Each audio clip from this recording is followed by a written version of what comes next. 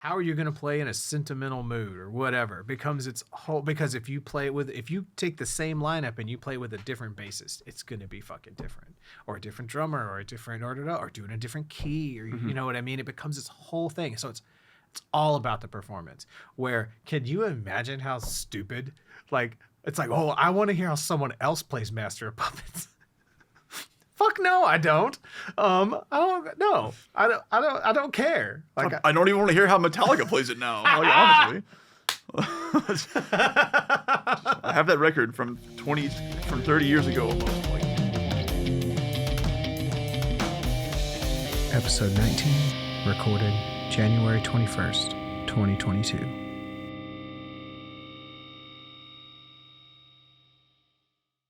All right, one more again. very nice. So, Guess who's back? I saw someone playing that. No, never mind. They were playing real Slim Shady. Right. It was like some like silly, like, They were playing it? Oh, look on a keyboard? yeah, like looking for like the clavinet tone, and they got to that and they played the gung, gung, gung, gung, gung, gung. Yeah. But yeah, so here we are with episode probably, I don't even know what number we're at. Boy, if I had to guess, 15, 17 maybe? Yeah, it's somewhere between 15 and 20. Somewhere along in there. Not one released yet, because I have problems. Commitment issues such that you cannot commit these to the internet. Yeah, I don't know what my fucking deal is. But I know. So yeah, man. I had this weird thought the other day, or maybe last night, today, and Sometime in the past week. Yeah, this. I'm still kind of trying to work through it in my head. Of what exactly I think about it, what exactly it means, but I realize that social media, like Facebook and YouTube and whatnot, that it has become like so pervasive in my mind that when I think about creating something, a big part of what I'm thinking about is like, well, how am I, like, I'm pre-writing my Facebook post, like announcing that, oh, well, here's this All Severed stuff, or here's this podcast I've been working on, and I thought, I was thinking about, or thinking about like the ideas I've had for doing stuff on YouTube and whatnot, and it's like, if YouTube didn't exist, would I still do those things? Videos? Yeah. Like, would I still want to, learn songs X, Y, Z, A through Z or whatever. Trying not to make a Rush reference. I'm not going to learn that song. You're not going to do YYZ? I'm not going to learn that song, no. No Canadian airport musicals in your future? No. Not that I have any. I love Rush. It's not in my list of songs that I'm just like, hey, everyone, look, guess what? I could do a Peart. Like, no, like, I don't. That man did a Peart. Yeah. But yeah, like, would I even consider doing that if YouTube wasn't a medium?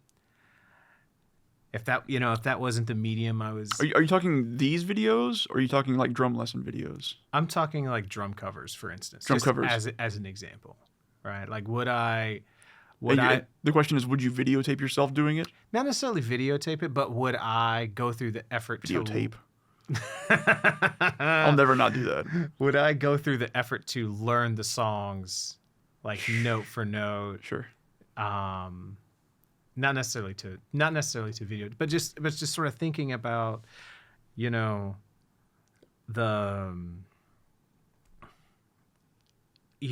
does this aspect of, well, I'm going to share this on Instagram, Facebook, YouTube, whatever. How does that affect your concept of what you're creating, I guess? I would imagine quite a bit, because my guess would be that you probably, at least some of those songs, you probably wouldn't, because I think part of the fun of doing what you're talking about is like not only showing people that you can do it, and then learn, like, so that I figure there's at least three parts to that. There's like showing people that you can do it. There's showing yourself that you can do it, but there's also like getting people interested in it. Those are the kind of maybe the three that I can see off the bat.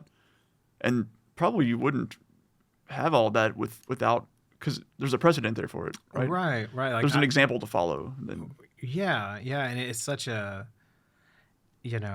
otherwise you learn the things you want to learn, and that's kind of the end of it. And I want to learn those. Sure, yeah. But now you have like a different aim, right? Yeah. And I think it kind of uniquely bumps up against, bad habits and things I like to do. It works very well with my tendency to sort of over plan, or, over analyze sort of, and try to like come up with a bunch of metrics and shit like that. I have there's something in me that like my like if I make a plan for all the things I'm gonna do, I'm almost just as satisfied as if I done them. It's like, well, shit, man. There you go. Like that was the true creative act. I mean, that in itself is it takes a lot of thought and consideration. It's silly though. It's silly, and it's counterproductive, or it's. I don't know. I guess it is silly, but only in the context that you're also like creating actual art over here, right? Because otherwise, if that's your creative outlet, is to like be really good and detailed and in depth with your planning, like it's not harmful, No, it's not. It's a way to get those compulsions out there, sure, or out of you, I guess.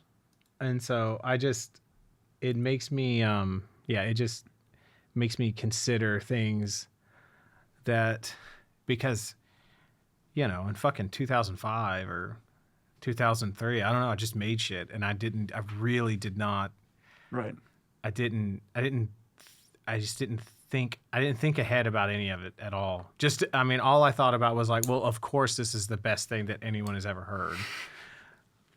Well, again, like at that time, 2005, it was like MySpace was a thing at that point. Barely, right? It was like nascent then. Yeah, or even 2003, like, because our process didn't change.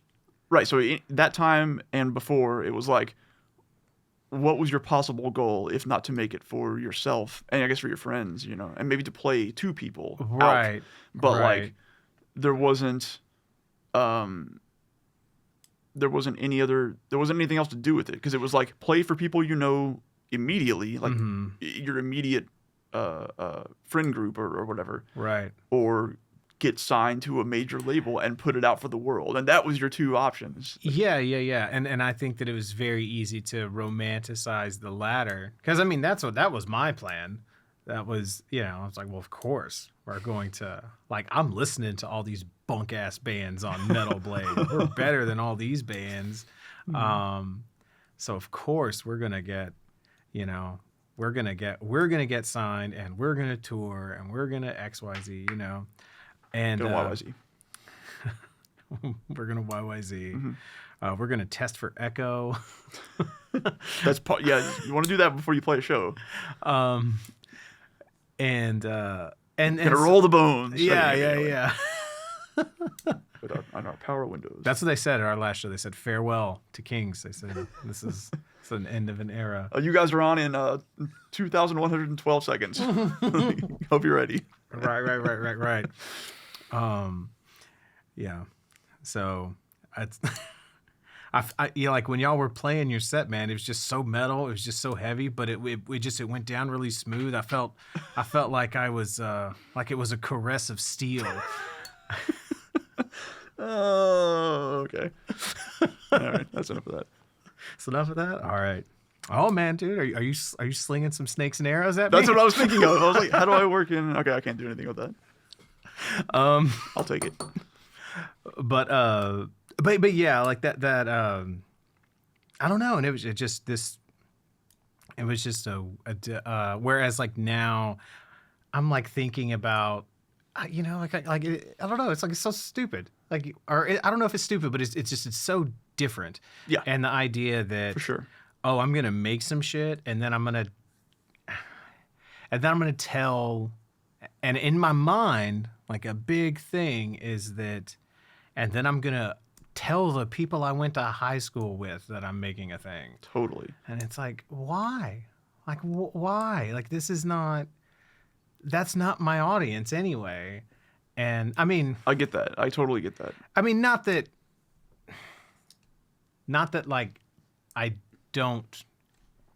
Not that maybe some people who you went to high school with wouldn't care about it. Yeah, Or, you know, yeah. But I just in the sense that all the shit I made in high school, I didn't make for them. I didn't make things while I was in college. Any other time in my life, I wasn't like, oh man, well, I can't wait to let the people I know, let the people that are around me, or let the people that grew up in the same town as me, or, I hope they like this. Yeah. And so it's a funny thing to consider, and just how pervasive these things are, that they're rattling around in your subconscious for your totally. creative process even. Yeah, 1,000%. Like, that's when you see people exercising their creative muscles these days, that's primarily where you see it done. Yeah. And so all that gets taken into account. Right. By those people you watch, and then by yourself when you're thinking about doing it, I think. But also, I feel like that particular aspect of it is a very Facebook-centric thing, because that's what most people.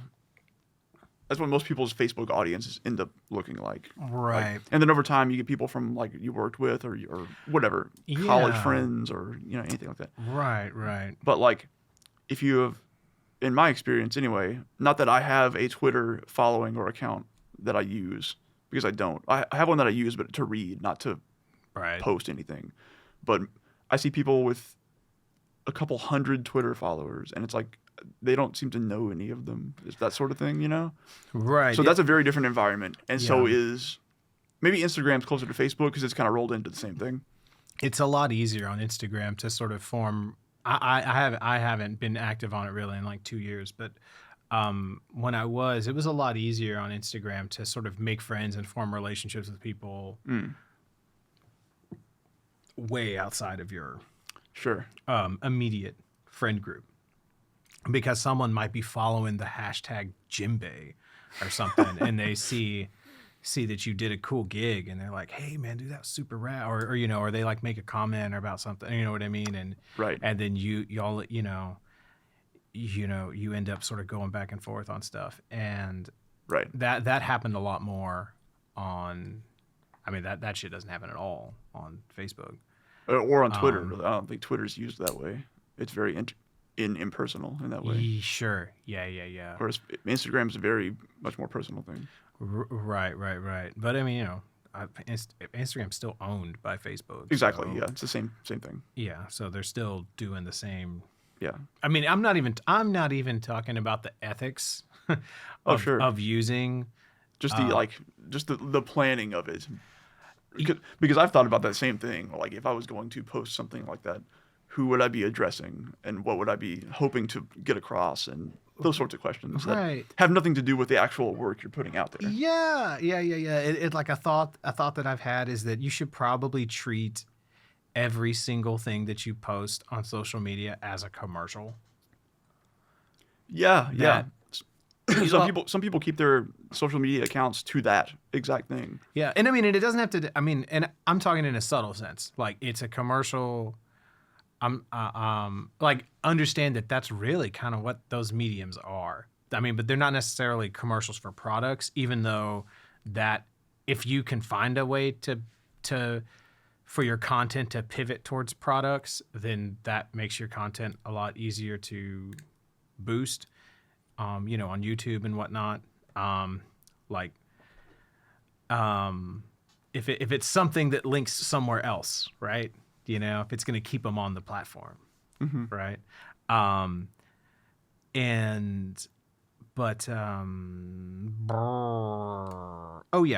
But sometimes it's not just a commercial for, say, a product. It's commercial for an idea, But but if you thought of it the same way that you thought of an ad break, if you thought of posts that come across your feed the same way as you thought of an ad break on cable television, you know, in between whatever movie you actually wanted to watch, you'd probably be a lot healthier.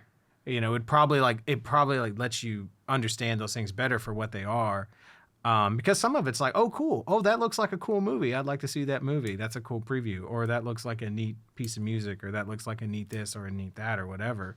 But Yeah. some of it's garbage. But you're not. But I don't think that we think of it that way. It's all incentivized and designed so that we don't look at those things as little pieces of, you know, ad space. It's all about how, like, some people are much more savvy about how they work that system, and can exist sort of at the same time doing both, and like having a personal social media account, but also here's a post that's very clearly like, here's something that I did, or here's advertisement for an idea, you know, that sort of thing. Right, or a lifestyle, or Yeah. an ethic, or, you know, a piece of morality, or something. Yeah. You know, and I'm not trying to say that I'm only speaking about the medium of social media, right? Like, I'm not trying to say that if someone is talking about their idea, I'm not trying to devalue the ideas Yeah. being spoken about. I'm just, you know, like, but there's a fine line between in the social media landscape of, you know, like, am I just watching, like, is this just this is just advertisements for a bunch of different things on public access right now? I mean, kind of, like, that's kind of what YouTube is, Yeah. basically. Yeah. It took the place of public access, you know, for as few people as ever was able to take advantage of that platform. Right. The very select few weird ones that did get through, some of them are on YouTube at this point, I guess. Right. I remember coming across some random public access interview clip of Bill Hicks from like 1990. Right. You know, just like it was just a, hey, we're here on Zubba Dubba Dub TV where we talk about Zubba Dubba Didda Does. Yes. And Bill's there like, I got cancer. I'm not telling anybody. But yeah, man, I'd love to talk to you right now. And but then it was really cool. He said some like really cool, insightful stuff about that. Like that the role of art is to alter your experience of time so that you can understand your true nature, which is timeless and spaceless. And it was like, that's really cool. Yeah. Okay. I'm a little more now that I said that, it was something that said similar to that. Now that when I hear things like that, I'm a little more like, that's word salad, Bill.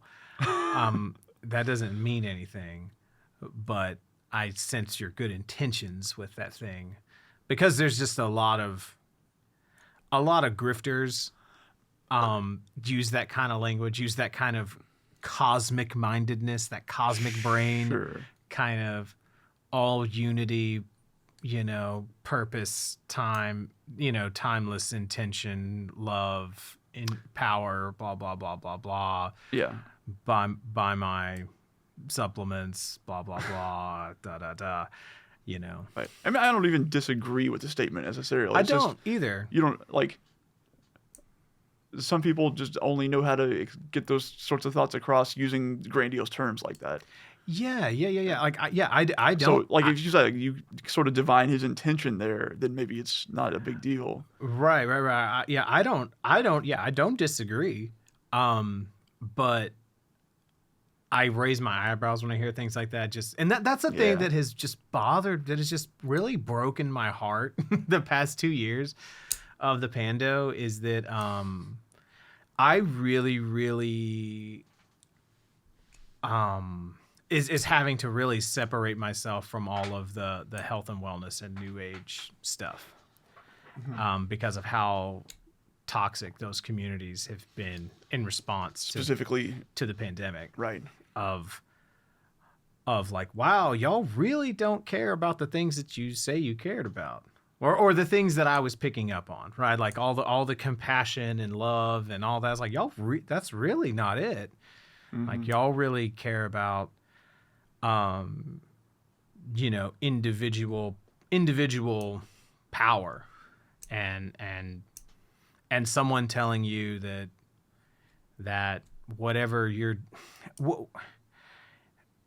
how to say it is, I feel like those communities can be really, really good medicine if you grew up with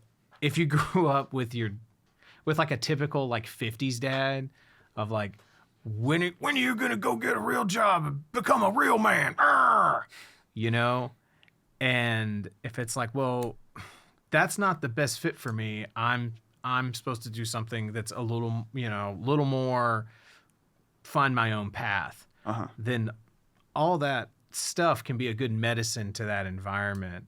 That's like directly where the free love hippie movement came out of, right? Like, yeah, you just look up the story of Ram Dass, i.e. Richard Albright.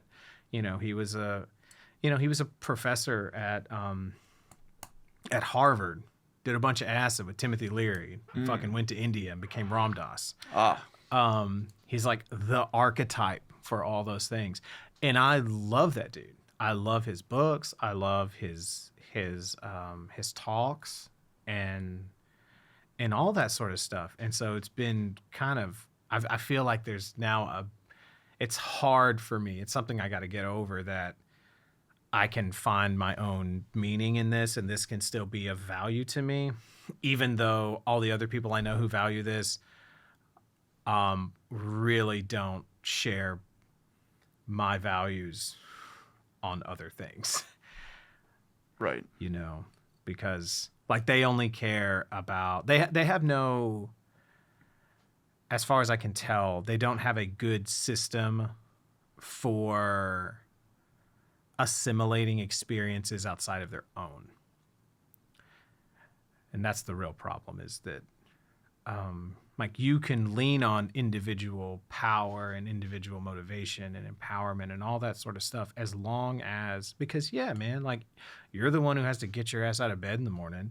You're the one who has to keep deciding to keep doing the hard things that are going to pay off for you. Sure. But if along with that, you also take this extra step in that direction and you say that, well, anything that I don't directly experience isn't real.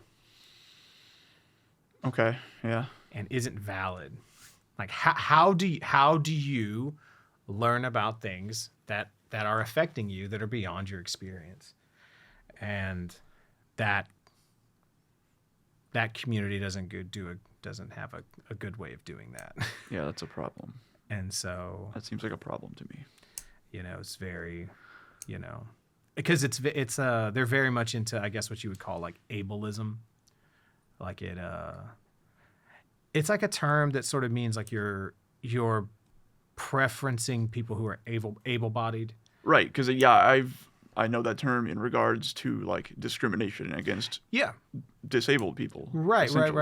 So like on the front end, when people were getting sick, it was like, well, those people had other things wrong. Like this idea that it's like, oh, well, if you're a little overweight, then, I mean, you deserve to die if you get COVID. Or if you have some heart condition, well, you clearly didn't eat right or do enough exercise. So, it's your fault if you die.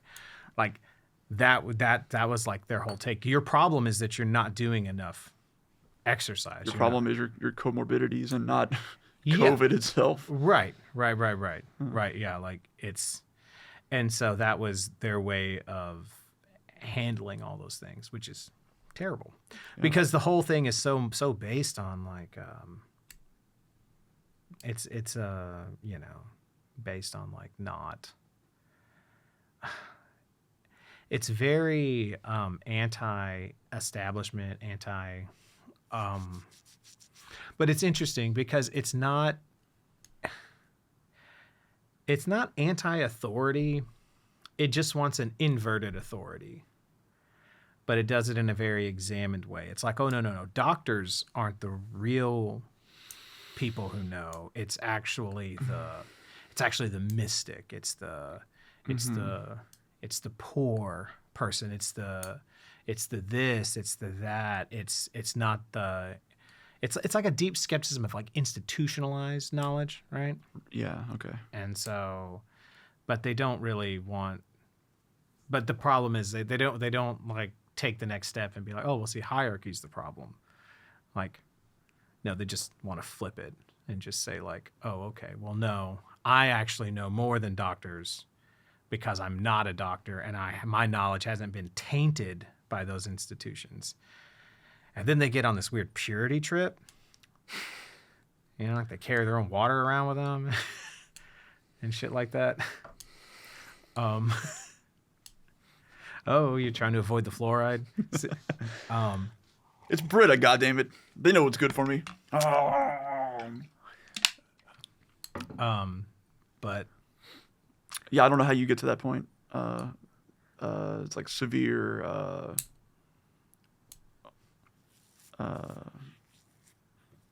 Dunning-Kruger almost in a weird way. Yeah. There's a lot of that. Yeah, for sure. Yeah, and yeah, I don't know either. It bums me out because I used to have such a positive association with all those things. That's like it's very personally, it's been very irritating for me that like I can't just go and lean on my Ram Dass books and Ram Dass lectures the way I used to because I know that there's other asshats who will like I came across an album of his that had like some of his lectures intermixed with like different like music and stuff like that. And then there's like a song where someone's like rapping about 5G and microwaves. And I'm like, fuck! You know, this is on something that he compiled and released, or no, that he's dead now. Okay. But that like I don't. What time did he live? I don't. I mean, he died recently in the past few years. So I mean, I guess he was 60s, 70s active. Okay, sure. Yeah. He might have made it to into his 80s. Gotcha. I mean, the 60s or the 70s. Yes. Gotcha. Yeah. Okay. Yeah. So. Yeah, that's not surprising. What? That you came across that recording. Oh yeah, compilation. Man. It's like, man, like why do these fuckers gotta mess up everything? Like why do they gotta like infiltrate like every fucking good thing, you know? Literally anything you see on the news today. Why do these fuckers gotta mess up everything? Yeah, like I'm not like I don't how to say it. Like I would not be entirely opposed to having an American flag displayed somewhere around my house or on my car or like, you know, but I can't fucking do that because if I talk about being proud about America in any regards, people are like, oh, so you're a racist. Yeah. I was, exactly. I was thinking about this literally like on the way over here for some reason. I forget what even, I was listening to NPR or some shit and something came up that sparked it into my head. But I was like, nothing new or anything, but like for a long time now, I've been like, in my mind, downplaying all of that sort of sentiment. What do you mean? The sentiment of being proud to be American and sorts of things like right, this. Right, because and it's not, again, like you say, like it's not because it's an inherently bad thing to be, but it's been twisted in such a way that you almost can't take the good without the bad. Right. It almost becomes like you become the other side of a duality that you didn't choose to be a part of. Yeah. And it's not even that I don't have somewhere inside me have some of those feelings, I guess, but I've been pushed so far away for so long, you know, right. Just from terrible shit being, and I guess there's some aspect of like, well, don't let that ruin the good part of it for you. But it's like, was it really that important to me in the first place? Not maybe not. Right. And there's almost like sort of like two things I'm hearing there. So one is it's like you can be proud. It should be allowed to be proud of you should be allowed to be proud of the good things that your country does, and to also be ashamed and critical of the bad things. Yeah. And you should be able to hold both of those emotions and both of those thoughts at the same time. 100%. And also, let me be clear, like, you should be proud of the good things that your country or your state or your locality or whatever does. Mm-hmm. I don't see any reason to be proud of being from there. Yeah, because you didn't do anything. What did you do? What did you do? Yeah, like you didn't do anything in Normandy, asshole. Yeah. Like, calm down. but that's what most people trot out there is like, proud to be Texan, proud to be American. Right. I mean, I walked around with that for a long time, man. I was very proud to be a Texan. Fuck all why, like yeah. It's like, oh yeah, the weather sucks here. It kind of sucks to live here. That's why I'm proud. Like, you're proud of the things you endure. I've been through the crucible of shitty Southeast Texas weather. Yeah. Yeah, you don't live in Texas. You endure in Texas. You survive. And so, but the unfortunate thing is that there's no place for that kind of nuanced discourse, and so you get forced into, except like this, pretty much. Sure, right? And that's my. I mean, going back to like social media and shit, like that's my problem with conversing on stuff like that, because there's no room for that. Right, there's not. And just to be clear, I'm not trying to like trot out a centrist argument in a Trojan horse. That's not what I'm doing. No, I'm very left. I vote as left as possible. Just to be very clear about all that. I'm not saying that like, oh well, both sides. No. That's not what I'm saying. But but if you are at all critical of anything that the United States has done, then you get you're sort of instantly cast on the other side of this coin, which is United States of America is the greatest country, best country, blah blah blah blah blah blah blah blah blah, all down the line. And because those are the people who are saying they're proud to be an American. And if they're saying it, you don't want to say it by association. Because when they say they're proud to be an American, what they're usually saying is the power is fine where it's at. Mm-hmm. Yeah. And like, they don't really mean, and the America that they're proud of, like they're saying like, I'm proud of the storybook America I learned about that I learned about from Michael Bay movies or whatever. Yeah. The America that took down the asteroid. That's the one I'm proud of. I'm proud to be part of that America. Bruce Willis's Ben Affleck's America. Yeah, you're not. Billy Bob Thornton's America. Let's be clear. I know who. So he is the only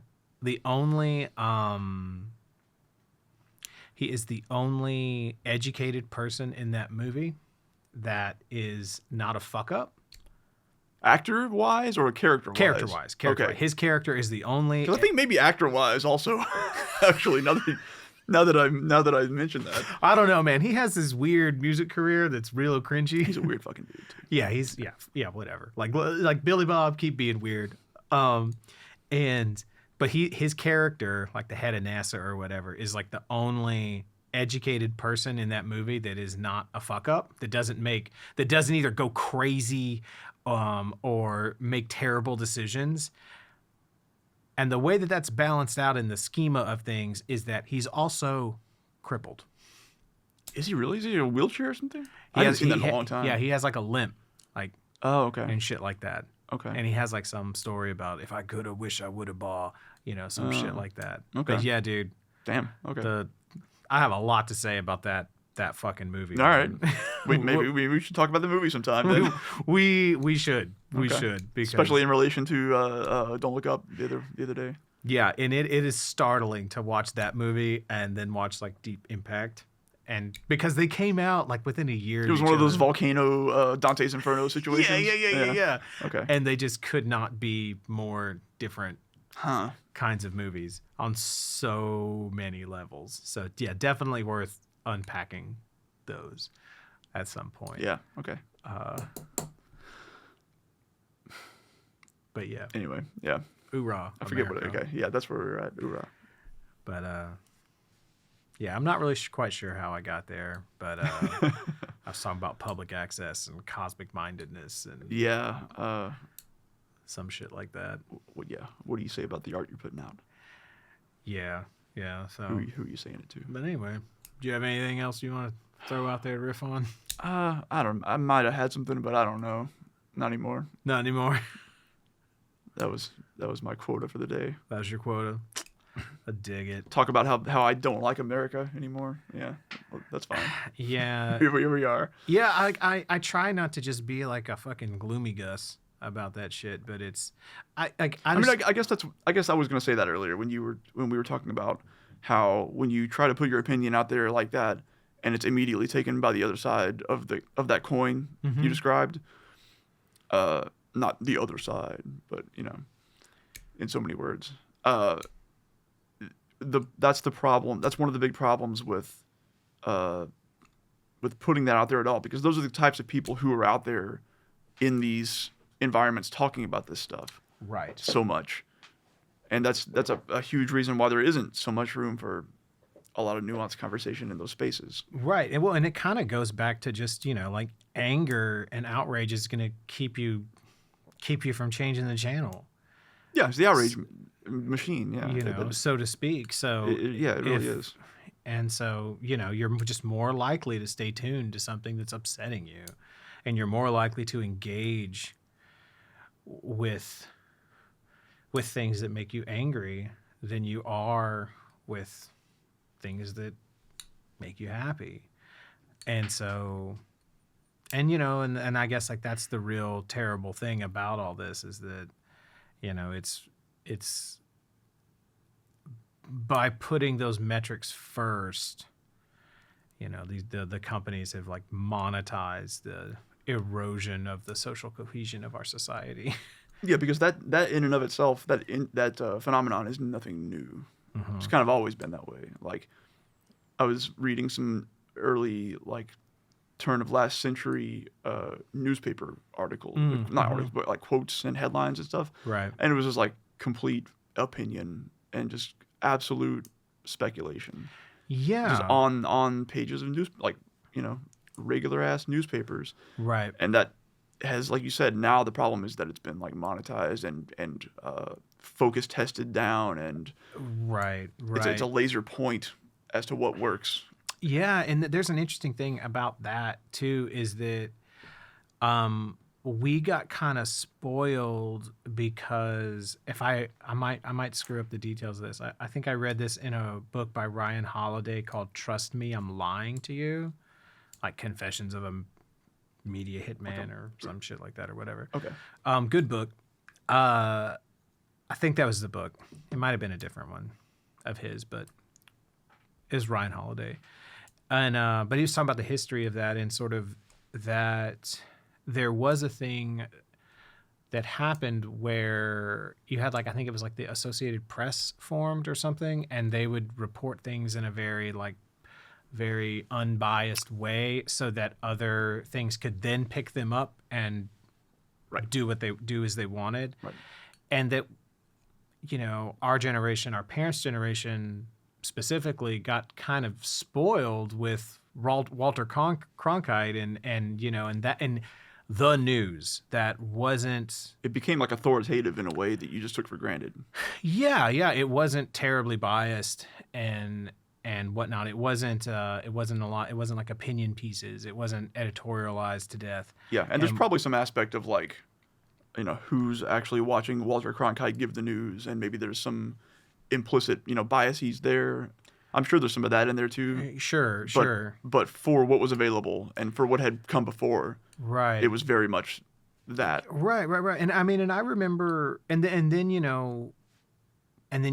had cable news come about and whatnot, and then things started to really, things started to change and whatnot. And Yeah. but And then the internet news came along, and then you had things like what's the like truth checking? Is it Snopes? Snopes what did that? And then, I mean that was a thing for a while, but it wasn't anything authoritative. Like it was something that people sort of knew about, but there was no. But it's extra steps. Yeah, it's extra steps, and it was like you had to know about it. Right. And then also there was like a hierarchy of sort of like you knew that if you were seeing something on 60 Minutes or with Barbara Walters or on, ABC 13 or whatever, that it was a different level of legit. Yeah. And then if you were hearing it on AM talk radio, you're like, yeah, that's other shit. Or if you saw it, or if you saw someone ranting about it on TBN, while you were flipping around Trinity Broadcasting Network, like you're like, yeah, that's different. Yeah. But then in how Facebook presents things, it doesn't matter where that article is from. It doesn't matter if it's from the New York Times or if it's from Breitbart or wherever. It all presents the same. And so people that grew up not having to have that information radar to determine the quality of information, they're susceptible to that. Yeah, and something that I didn't know I didn't know anything about for a long time until, I guess, relatively recently, maybe like the past decade or so, I guess. Mm-hmm. Me being almost 40 now, so like, relatively recently for my lifetime, is like how reporting works. As if you're a reporter, how does that work? Like, how do you get your information? How do you deal with sources? How do you deal with what you say? When do you decide to say it? Yeah. All these different aspects of it. And like, there's a certain integrity that's sort of meant to be built into that I think a lot of people assume is built into that. And it should be, but it maybe always isn't. And that's another one of those things that I think people took for granted around the time of, like, I guess our parents or something like that. Yeah. And we just sort of didn't realize it was a thing that needed to be taken into account. It's like, oh, someone's talking. They must deserve to talk. There must be why would someone tell me something that's not true? Right. Right. I mean, there's aspects of how Facebook presents that stuff to you. There's aspects of, like, it's really fucking easy to make like a pretty professional looking website these days and just throw whatever the fuck you want on it. Exactly. Yeah, for sure. For sure. And then you got your official Twitter account with a blue check mark on it, or you've got your verified YouTube whatever it is. Right.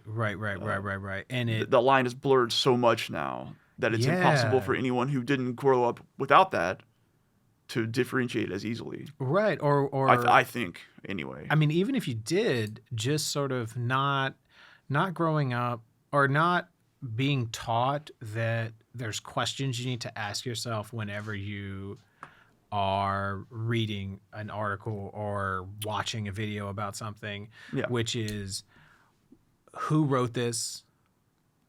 Why did they write this?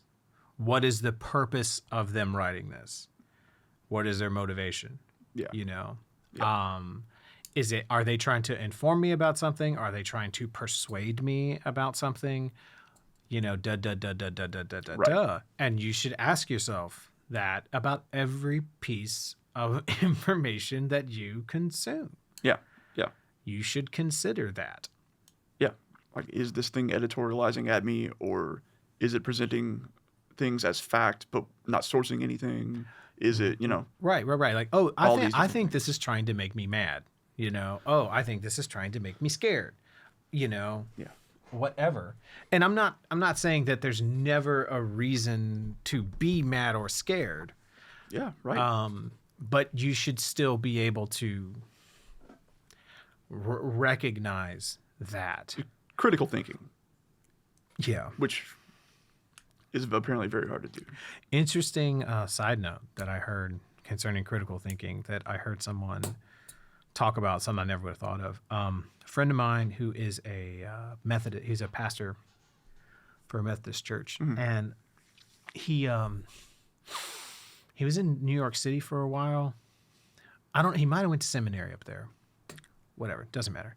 But he said that everywhere I go, I tend to end up in some type of food ministry. I end up Like he ends up cooking food for people in need. Oh, okay, okay. He preaches sermons Yeah, I was to like, the food. How do I square the circle here? What are we talking about? Yeah. Okay, gotcha.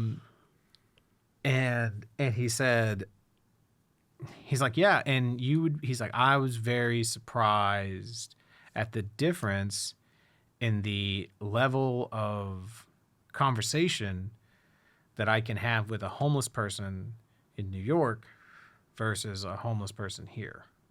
Here in Houston. Or Texas. Texas in general. He grew up here. Gotcha. Because the school system there is better. And they teach critical thinking skills better. It was his read on it. So. Yeah, was his read on it, because he's like, I can discuss like really complex issues and things like that with homeless people, things that I can't discuss with, other people in this neighborhood, or people who, you know what I mean? And it was just it was an interesting perspective. He's probably one of the smartest dudes I know. I guess that's the comparison I want to see is what is the level of conversation that you have with an average homeless person in New York City versus Bob from the country club in Kingwood. Right. And I mean, like, there's like, it doesn't necessarily, someone has a good conversation, therefore they're this, whatever. Therefore, you can extrapolate this entire population is. Yeah. Exactly. I'm not trying to. It's completely anecdotal, but yes, it is. I'm not trying. I'm trying to report an experience that I myself did not have. I'm not trying to make a policy here. Right. The plural of anecdote is not data. That's not what I'm trying to say here.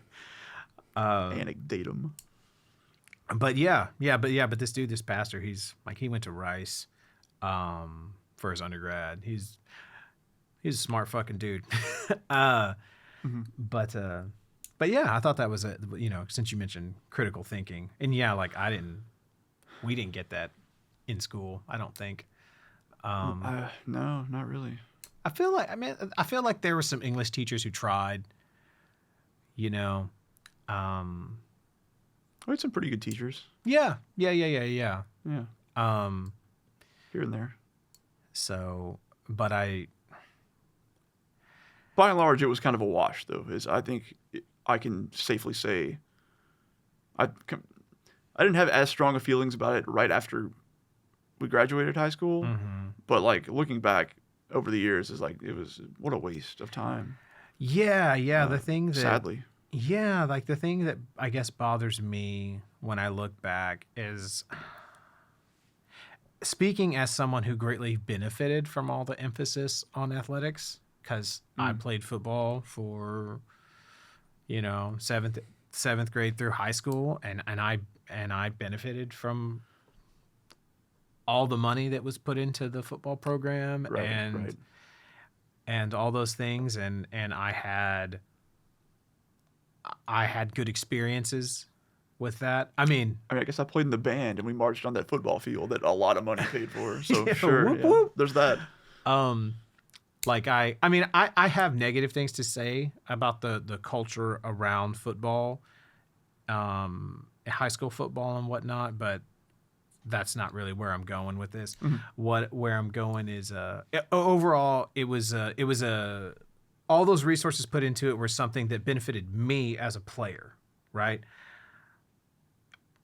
And the other side of that is that I also, as a player, because of all of the time that coaches, for instance, are like, the amount of time that those guys have to put in is insane. Coaches? Yeah, to do their job of coaching a football team.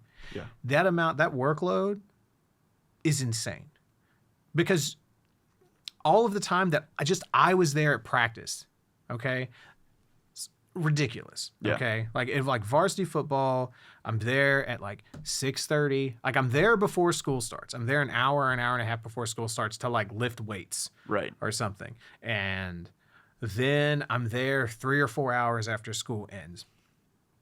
That's Monday, Tuesday, Wednesday. Yeah, it's your entire day basically. Yeah, Thursday. we have a short practice. Friday is game day. Saturday, I'm there early to run and to lift weights and then watch film. You know, every day I'm going in early to watch film or lift weights. Right. Sunday's the only day off. Those guys did all that too.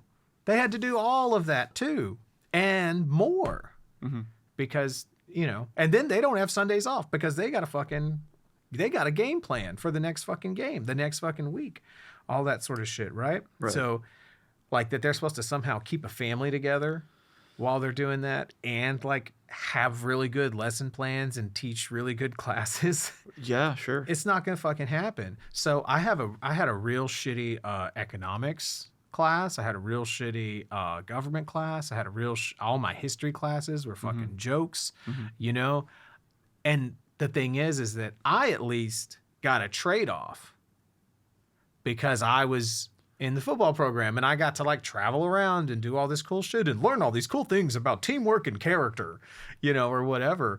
But you were able to benefit from where those resources were going. Right. And so many other students weren't. So many other students are just deprived of, you know, like they got like 3 good history lectures the whole year.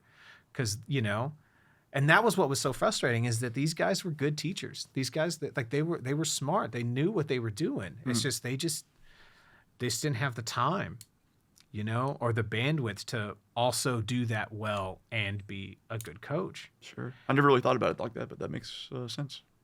Yeah. You know, and it sucks. Because, you know, like, so you end up doing a lot of multiple choice, you know, a lot of true false. Yeah. You know, and that's not how you should learn. I mean, that's not the best way to learn about something as complicated and nuanced as history is. So, history to me was a scantron with straight C's. There we go. Boom. No, I never did that, but yeah, statistically, right? Yeah, man. So, yeah. Huh. So yeah, that's just, you know, not a lot of critical thinking, I guess. And then and I guess the only place we would have gotten it would have been in English class. But it wasn't. We weren't ever doing it about like current events, or no one was like helping us navigate through how to interact with the world. It was, you know. I mean, there also really wasn't much going on in those times. Like I remember very vividly in like 2nd grade or something like that when Desert Storm happened. And like we talked about that in class as like, you know, 8-year-old kids and shit. And we talked about the things that happened there. And then kind of in a way, like not a lot else happened over the next decade. And then as soon as we graduated, fucking 9/11 happened. Well, so there was also, I remember in 6th grade talking a lot about, like we did projects on like Bosnia and Herzegovina. And I guess I should say anything American centric that I feel like people probably would bring up. But, right. And the Desert Storm thing was brief. Yeah. And I actually found a book when I was going through stuff from my mom's house that it was like a weapons. It's like this. I bought this at a book fair when I was in 2nd grade, and it was all of these, like a catalog of all the weapons and vehicles used in Desert Storm. Yo, like this is a U.S. blah, you know, or B-57-28, and it shoots these kind of things and like it was like very, you know, and like I remember me and my friends were like, this is so fucking cool. You know, and it's like, man, it's kind of nuts to think about in retrospect how that was just made available to you. Right. Well, you had all those book it stickers from Pizza Hut. You had to spin those things somewhere, right? Did y'all get that? Did y'all do those? I don't think so. Oh, okay. It was like read a book and get a personal pan pizza or some shit like that. Oh yeah. You got the sticker for it, and then you could spin those at the book fair or something like that. Yeah, there was some bullshit like that. Yeah. But the other thing that the weirdest things for us, the biggest event for us was Columbine. Sure. Yeah. That was the big sea change for us. I don't remember hearing a lot about that. Like from school. It changed the culture intensely. It changed how the school was run almost immediately. I wonder why I don't remember that very much. It might just be that it was 98, right? Yes. Yeah. I'm almost certain. I sometimes mix it up. Or 99. Yeah, I sometimes mix it up if it was 98 or 99. So that would have been like our last year at the old high school, exactly. Or first year at the new one. It happened during the spring of our last year at the old high school. Okay. And so I don't remember a lot about high school, to be fair. It was 19. It was 99. 99, okay. And so yeah, like we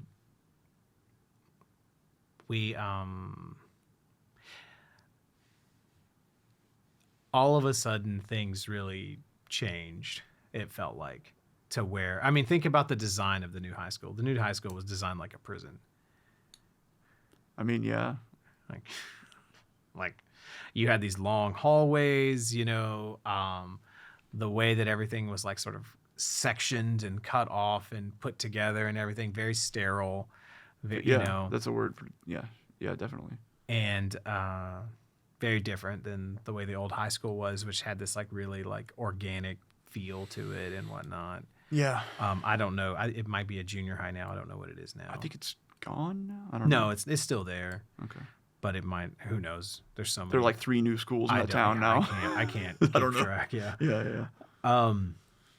But yeah, like that. And I mean, I remember there's a bomb threat. I remember having to like go outside, like half fucking dressed, because it was during 4th period while I was taking a shower after fucking lifting weights or some shit, and had to, you know, I was like, I'm not walking out there.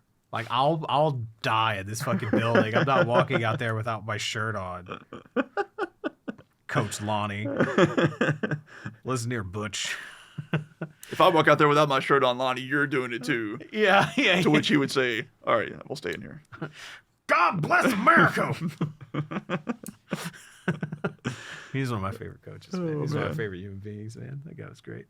But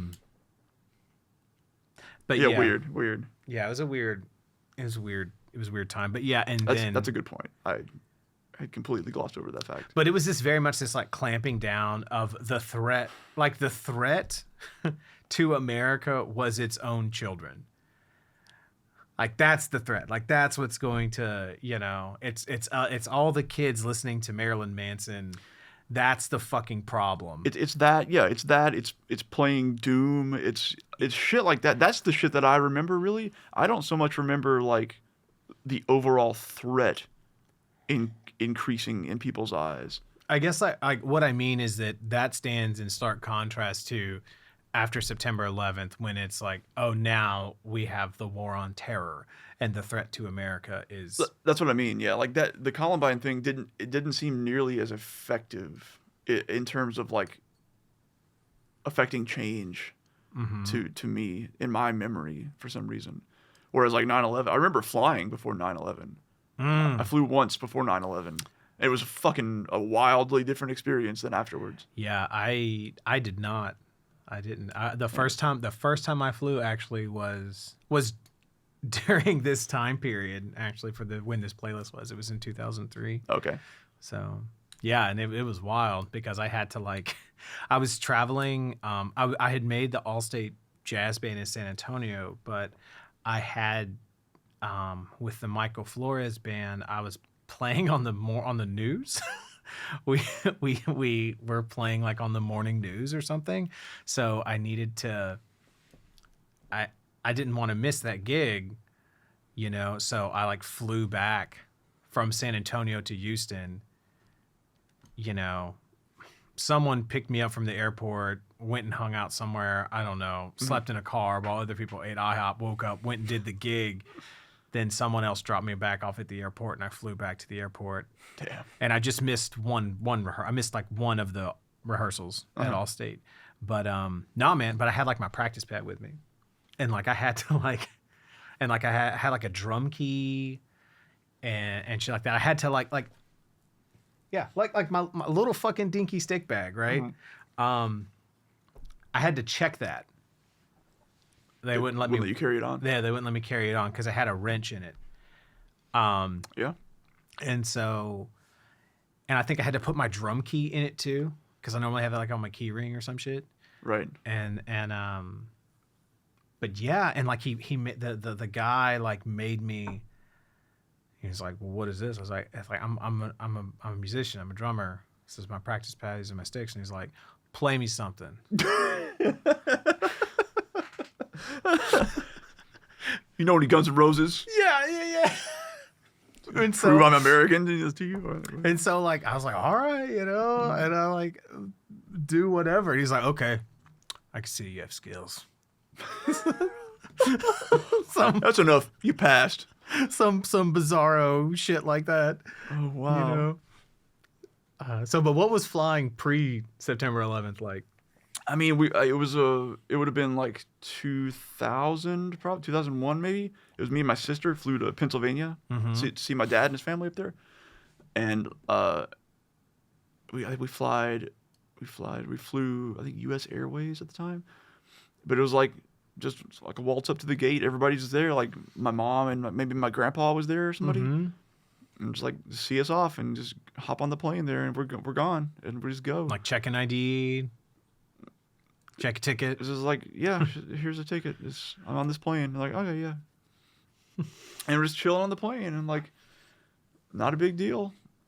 Everyone's cool. Like, hey, we're gonna go flying in this plane. We're gonna fly this airplane up in the sky. That's pretty cool, right? Y'all ever been on a plane before? No, this would be pretty cool. And just everyone's chill. I just remember being like, not a big deal whatsoever. Yeah. And then every time since then has been just a huge fucking deal. Yeah. One of the last times I flew, probably like 2017, maybe, or maybe 2019. One of the last times I flew, I had like an Xbox controller in my bag that I was carrying on, and like my laptop. So you got to take the laptop out of the bag separately and have them scan that first, or separately. And then in the bag, I like left the controller, and then the dude like pulled me off to the side at the end. He's like, "What is this?" I was like, "Well, it's a Xbox. It's a video game controller." And he was like, "Well, why'd you leave it in your bag?" I'm like, what the fuck else am I gonna do with it? And he was like, "This is pretty suspicious. Next time you need to take this out so we can see what it is." Like, I guess, but you have it out, right? You can see what it is. I wasn't anywhere near it.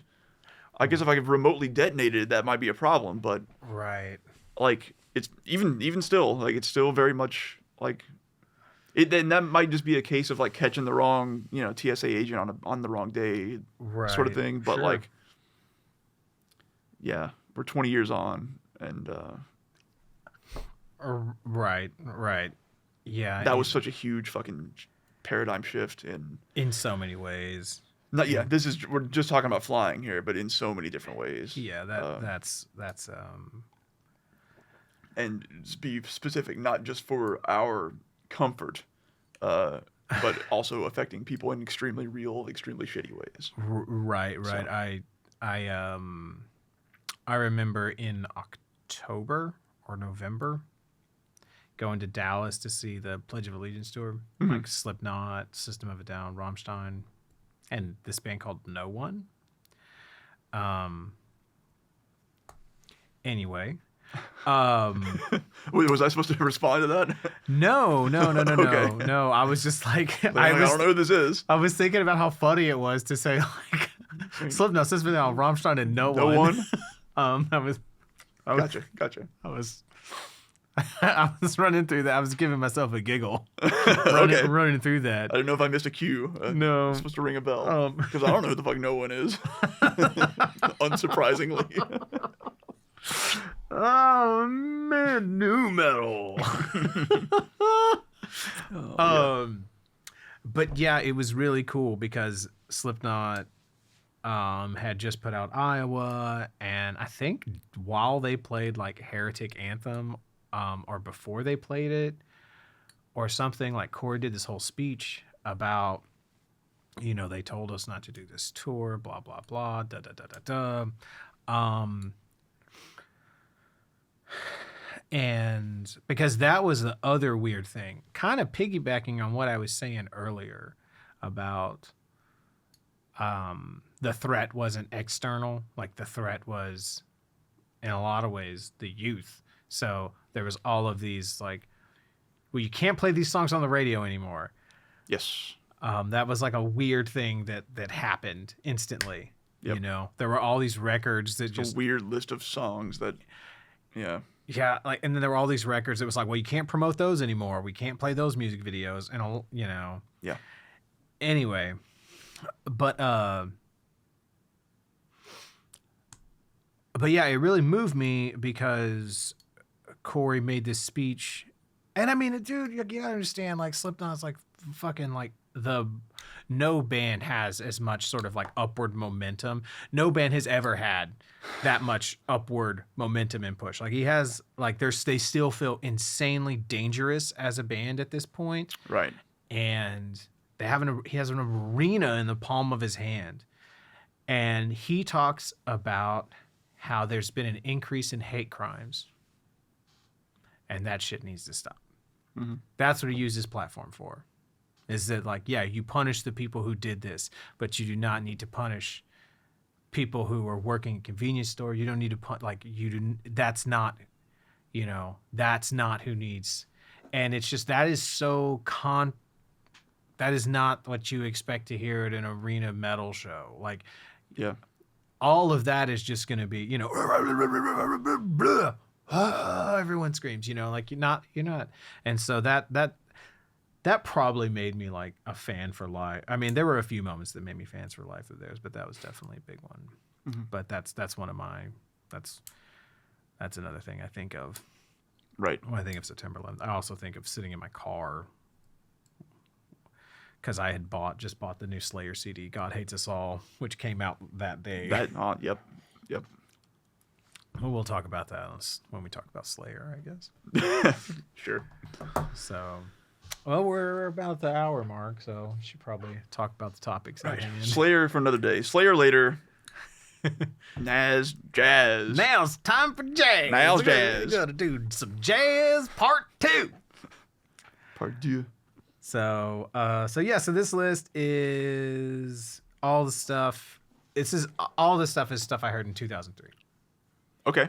Well, one of them isn't because I screwed up. Oh, I saw you had a little note about that. Yeah. Yeah. One. I mean, it fits the vibe, but it. I thought that I had heard that record way sooner than I did. Turns out it came out in 2006, no 2003. So my mistake. Everything else I heard in 2003. So this is while I'm. It's like now I'm in the jazz band, Mm-hmm.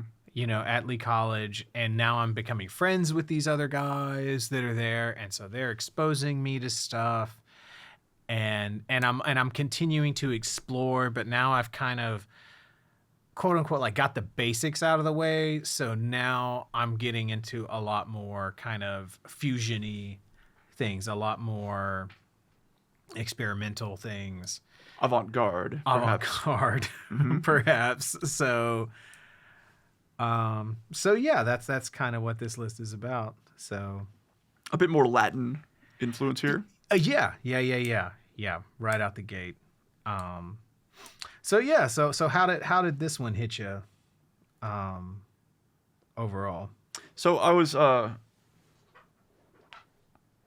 thinking a bit more about the last episode, and I wasn't really pleased with my sort of assessment. I think I felt what I said, which was more or less like I sort of enjoy the playlist, but it's generally not the sort of music I like to listen to. Mm-hmm. I think I still feel that way, but I wasn't really satisfied with how I left that at just that, because it's never as simple as that. But I think I thought about it some more, and especially after listening to this one and listening to some other music, I think it's specifically what doesn't hit me about the stuff on that first playlist is exactly what we were discussing about it, and how it is like variations within a framework. I think I find it a little boring, and I don't want to say predictable, because that's like the stupidest thing you could say about jazz, I feel like. But I think it's the format is what's really getting me there more than anything. And so I found a lot more to enjoy with this playlist. A lot more to latch onto and like keep interested in, and around every corner there was going to be something new. Right. There is sort of a different, because I remember feeling that way early on when I listened to a lot of jazz, in the sense that, like, man, what if these guys just wrote good song, quote unquote? Like, what if these guys just like put all that cool shit they could play, but then like made a good fucking song out of it? Like, That's not what I think, but I see what you're saying. Yeah. This is how I felt. Yeah. In 2000, in the early, like trying to absorb this music, right? Yeah. Because it's like, yeah, that was a cool little thing you did. Why don't you make a verse out of that and play it more than once so I can fucking understand it? Right. Why can't you just do this like Tool does? God. I was listening to Tool today. Which Tool were you listening to? The Grudge, because there was a reaction video on it. Oh, nice. Oh man, good shit. Was it a good reaction video? It's the only reaction channel I watch, and yes, it was a good one. Which one? It's the Charismatic Voice. Oh, okay. Yeah. I think I know which one that is. Yeah. She's awesome. But yeah, so I think I get like, so I think it's interesting to sort of juxtapose that, because I think so much for us growing up being metal musicians, or progressive metal musicians or whatever, is I'll go with that. Yeah. so much about the expression is the song form and the composition. And the performance is about the composition. And everything is, it's not like, oh man, listen to how Dave Lombardo interpreted that Jeff Hanneman riff. And it's like, no. Like, that's the part. He wrote that part and he played the part. And so there's a lot more emphasis put on the form, and that became a big part of how we expressed ourselves. Right. Was having interesting song structures. Right. That still had hooks and themes and things that came back around, but that was a big part of our bag, was how do we not just do intro, verse, chorus, bridge, chorus. Yeah, and I mean, I think we were maybe even a bit of a weirder example than your average band of that age, maybe at that time, because the music that we did write, we were like struggling to catch up with the performance. Yeah. We were writing way above. Not only was it not important, it was like we really just didn't give a shit. It was all about, and it was before you could really effectively compose on a computer. And so, but yeah, we were really writing before, like, it's like, oh, well, here's where we can play. Well, we're writing here because that's just where we're writing. Yeah. And hopefully we'll get there. Right. But maybe we won't. Here's where we perform. Here's where we write. And here's where we perform what we write.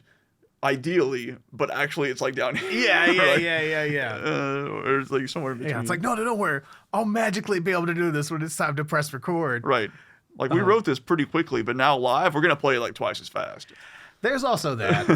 There was also that. But also, it does strike me, now that you said that some of the early music that I got into myself that I wasn't like exposed to, which is something we've talked about before, was like, wow, that's a really cool performance. Like, wow, this Eric Johnson's crazy as fuck on guitar, like in Cliffs of Dover here. What a crazy performance. It's a great song otherwise, but this Randy Rhoads solo is amazing. Right. Like, what a cool thing that he did there. To whatever songs, whatever. Although later on I come back around on that, I remember earlier on, that was what drew me to a lot of different things. Was like, man, what a cool part. Or what a cool... And so... Cool lick. Yeah, and so like moving away from that over time, I don't know that I ever really moved back towards that. I guess that's kind of what jazz. That's what you can move into with jazz. Yeah, it's all and that is there's Not only that, but like I would draw a line between very broadly here what I'm talking about and say like the composition and the performance and say that the performance is something that you do not intend to do that you do not intend to repeat. A performance is, right. It's like, well, that's what happened that time. And so like, like a lot of the Randy Rhoads solos, like, well, if he played it the same every time, that's a composition. That's not, that's just the way I'm using the language at the moment, know? And, jazz is all about performance. It's not like the composing. I mean, so much of jazz is like open, like, oh, we're going to play that tune. Let's play that, like there's people who still play fucking, play fucking Footprints or play like shit that was written in the 60s or the 40s or the 30s or whatever, because it's like, well, these are good changes to solo over. It's a good melody. This is, but then like how everyone has a different way to interpret one of the standards becomes its own art form. Like just one song, how are you going to play in a sentimental mood or whatever becomes its whole, because if you take the same lineup and you play with a different bassist, it's going to be fucking different, or a different drummer or a different, or doing a different key, or you know what I mean? It becomes its whole thing. So it's all about the performance. Where, can you imagine how stupid, like, it's like, oh, I want to hear how someone else plays Master of Puppets. Fuck no, I don't. I don't care. Like, I don't even want to hear how Metallica plays it now. Like, honestly, I have that record from 30 years ago almost. Like, it's fine. Yeah, that's good. I don't need to, oh, that's cool. You trotted out Fight Fire with Fire again. Cool. I don't need it. I got Ride the Lightning. It's fine. Yeah. I mean, there are examples of that happening in other forms, but yeah, that makes a lot of sense. Where it's like, that's the sort of focus. The primary goal is to put your own spin on it. Yeah. In a way. Yeah, and so then like the magic of jazz sort of becomes this, how the musicians are interacting with each other, and all that sort of stuff. It's less about the composition itself, right? Where for us, finding our identity was all about the composition, right? And I think that was, and that was something I wanted to riff on. This is a good place to sort of bring it up. Was excuse me, is that's what's interesting about while I was listening to all this music, is that I was still writing, like I was still trying to write music with y'all and All Severed, and I was still playing with the Michael Flores band, which is like, I was playing percussion in that band. And that's kind of like a modern rock jam band. Like it's trying to be like Dave Matthews, but more like Matchbox 20, Goo Goo Dolls. But like the model of Dave Matthews, like how Dave Matthews will go off into like jammy jazz fusion stuff. Yeah. Like Michael Flores band would go off into like jammy Radiohead weirdness. Okay. Kind of that, like Reggie was in the band, He was at the time, he was big into, anyway, he had like his pedal board was like, it was, it's like it's like my wingspan. It's like this fish that he caught. It's a space station is what we would call it. Right, okay, yeah. But yeah, so I think that's something that's kind of an interesting thing to compare, to put all this in context, is that this is what I'm listening to while we write Integrity and Humans. Yeah. And Distance. And then a bunch of other songs that never got played again. Yeah. Right. And whatnot. It's weird to think about. So I mean, I don't know that to my ear, whether or not this influence necessarily came out in any of that. I'm not saying that it did. Right. But it's interesting that that's where I was at. Mm-hmm. You know, I was trying to put it in there. Like that was the thought. That was the intention behind Distance. I was like, yeah, and then we'll get to the middle of the song and we'll just like do something different every time. We'll I guess we'll so. do jazz in the middle of the song. Yeah. Turns out we'll just write this part. Yeah, it turns out we're just play this every time. We're just gonna do this same thing here. It was a cool idea though. I guess the problem is I remember doing that a couple times at least, and then maybe we just found one that sounded really cool and we kept it. Yeah. Well, and it's hard to stretch out without a bassist. Yeah, I guess that's true. I guess we didn't have a bassist at the time. I mean, we had Ricky for a bit. Yeah. You know, but we didn't really like become all severed in our final form until he left. So yeah, and then by then it's like, even if you, me, and Jeremy could have like, oh, we're just gonna fucking stretch out and jam. It's like, well, there's no fucking bass here, so we better just play this faster, so that this still sounds good. Yeah, that really threw a wrench into a lot of things. I didn't think about it and until much later. It was like, oh, that's probably why we just gravitated towards just balls out all the time, because when we tried to like groove, it didn't sound good without bass. So yeah, we just didn't. Yeah. Yeah. For as heavy as we were or thought we were being on guitars, it just didn't work out that way. Yeah, there's no replacement for that. No. So but yeah, that was something that I thought was interesting to consider with that time period is like, yeah. You know, and you can hear there's actually a lot of other like just straight up Latin stuff that I didn't include, like a lot of the Buena Vista Social Club stuff and Ibrahim Ferrer and stuff, but it's kind of in a different lane, and I didn't want to make this playlist 2 hours long, even though it might have been close to that anyway. Well, if you count that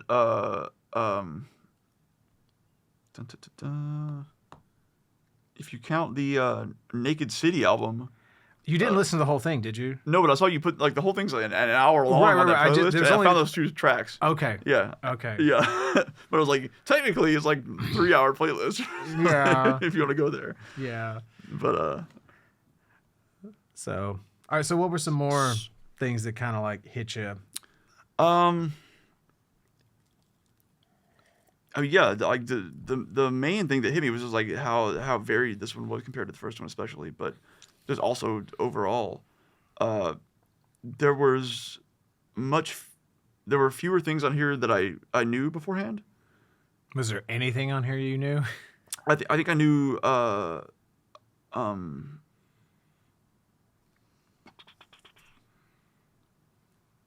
of the Herbie Hancock isn't on here, is it? Yeah, it's down right there. Is this everything that was on the playlist? Yeah. Okay. Maybe it was Essence. I think I knew Essence. Oh, okay. So I don't know how, but somehow or another. And yeah, that might have ended up on like some soundtracks or commercials or something. I could see that. And I feel like there was one more, but I can't remember what it was. It wasn't anything that I like knew. It was just like I'd heard this once or twice. I see. So yeah, the vast majority of this was new to me. Also, there were things on here that was like, fuck yeah, this is really awesome. Cool. Is there anywhere you wanted us to sort of? Yeah. So there were things on here that I was like, fuck yeah, this is really awesome, and then there were a couple things where I was like, man, this is just not good. What was just not good? Bound. Oh, you really? I really didn't like that at all. Ah! It's just not. So when I was going back and listening to this, I made a note specifically that was like, God damn, this Cuong Vu track just transports me. Fuck. I read your comment. I was like, oh man, I wish I felt anything about this that wasn't. This doesn't belong together. Dude. So what about it hits you the wrong way? It sounded like they took parts for each instrument from 4 or 5 different songs and just mashed them all together to no avail. Like I could almost feel like I could see what they were going for, but maybe I don't, and clearly I don't. But also I just didn't. That's one of my favorite recordings of all fucking time. Oh man. That's all time. Shit. Well, okay. That song makes me feel things that only that song makes me feel. Fucking A. And the thing it makes me feel isn't like, damn, this was swing and a miss, cuong. Like that's not what it makes me feel. But so, yeah, was he the leader of? Was he like the mastermind? He's the trumpet player and the vocalist. Okay. On that track, yeah. And so the vocals were definitely something I was like, because he just like repeated the fucking what was the song from last time? The Love Supreme situation where he's like saying a thing over and over again. I'm like, dude, just fucking shut up. Say something else. Do anything. You're not getting anything across here. Oh God. You probably are, but I'm not getting it. That's so funny, man. How about that? That is not the one that I thought you were gonna say. Oh, so let me hang on. Let me I wasn't too big on Candiria, unfortunately. I didn't think you would be. Yeah. Well, I was like, he's either gonna really dig this or he's gonna really not. But I feel like it was for much. So this was 2001, and it really called to mind a lot of like what rap metal was going through at that time, where it was like, let's take this metal riff and put rap in it. And it was just kind of like, let's mash these things together, whether or not they feel like they should go together. This is sort of the vibe I got from it. Let's take these metal riffs and then intersperse some little jazzy or whatever pieces. That's kind of a shame, because that's not to say that there was nothing in the metal riffs that didn't reflect what was going on in the jazz or that sort of thing, but I wasn't getting it, and it just, on its face, I only listened to this once. Right. So on its face, it was just like, okay. To really get Candiria, you kind of gotta do multiple listens to that whole album. I can see that, because there are tracks that are just straight up hip hop tracks, just straight up like, here's a beat, here's MCs doing their thing, and then there's tracks that are just straight up experimental electronica stuff. Mm-hmm. And then there's tracks that are just that kind of, because the thing is that those, like, their approach is very unique, because they're kind of coming from hardcore in a sense, like the New York hardcore scene. Okay. But they're incorporating groove, but they're not coming at it the way, like, they're not coming at it from like a Korn direction. They're coming at it from like the drummer is a crazy wacko jazz fusion drummer, and we're going to do these weird odd time rhythms. Cause that's the thing, is there's odd time all over this fucking shit, which was not standard for nu metal. Mm-hmm. And so in a lot of ways, this is almost like it fits more into a Dillinger Escape Plan mathcore kind of thing almost.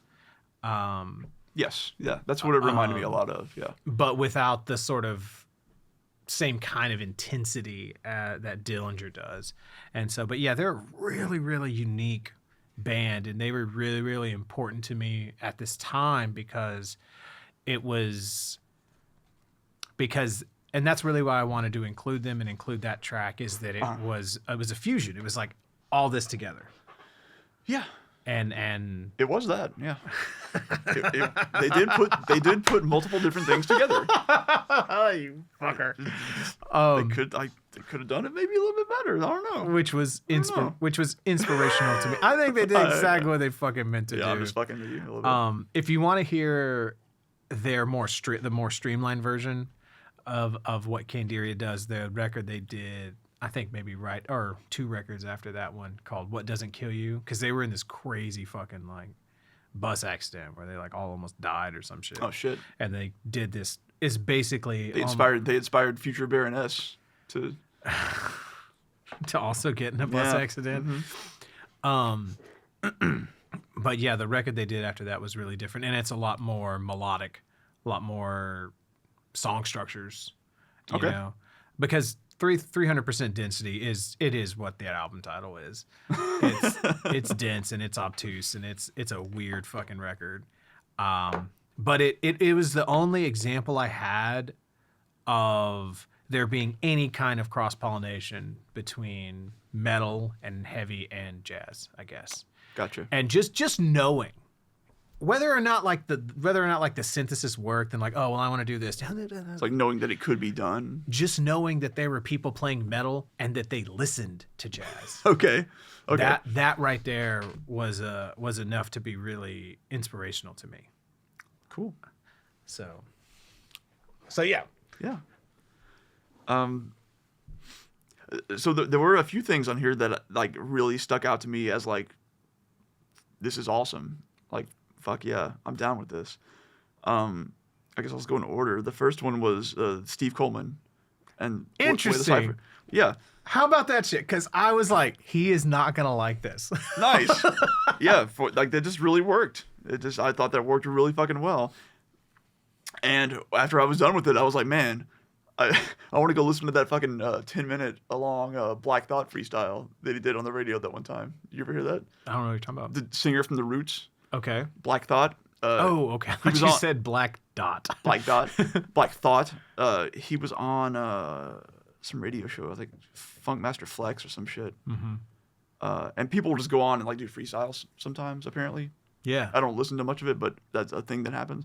And a couple years ago, he was on there and he did like just a 10-minute freestyle that went super viral, like just billions of views, and it's fucking incredible. And I've watched it a few times over the years, and this made me think about that. Because that's kind of what parts of this were. Yeah. Because this was 95, and that's what else is interesting. So there's a whole fucking record that's just that. It works, and it's fucking cool. It was hard for me to find let me find the right track that encompasses this that isn't like 15 minutes long. Right. Because this was like 8 or so. Yeah. There was a lot going on in here for sure. There was one that was like 3 minutes, and I picked that one at first, and then I was like, this doesn't capture it. This isn't enough. I got you. Yeah. And so, but yeah, this one. This is another CD. So a lot of these I got from this one dude named Joe Motter, who was the trumpet player and in the jazz band at Baytown at the time. So that's where I got Miles Smiles from. That's where I got Steve Coleman in The Way of the Cipher from, and the Cuong Vu. He gave me that, and then he also gave me the Lake Trout. So all these just weird fucking things that I just never. There's just no way I ever would have heard these without that guy. Just no way I would still not have. It wasn't just like, well, he's the guy that introduced me to Slayer. Like I was gonna hear Slayer of it. No, I would still be if I didn't know Joe Motter, I'd still be cruising around like not knowing anything about Steve Coleman or Cuong Vu or Lake Trout or any fucking thing, man. So, if you're out there, Joe, thank you. I've tried to find him a few times, couldn't. Bummer. But yeah, appreciate you, Joe. Hope you're doing well. I guess on that note, I also will thank him because the Lake Trout shit was fucking rad. Isn't that some shit? Yeah. So that was real good. It's real fucking weird. Not the weirdest thing on this list by any stretch, but it was. Again, it just like worked. It felt like it was natural, and it. Right. And like that. So the fourth track on there, or the second, it's the fourth track on the album, but it's the second one on there. Little Things in Different Places. So there's that beat that comes in around the 57-second mark. It's the that's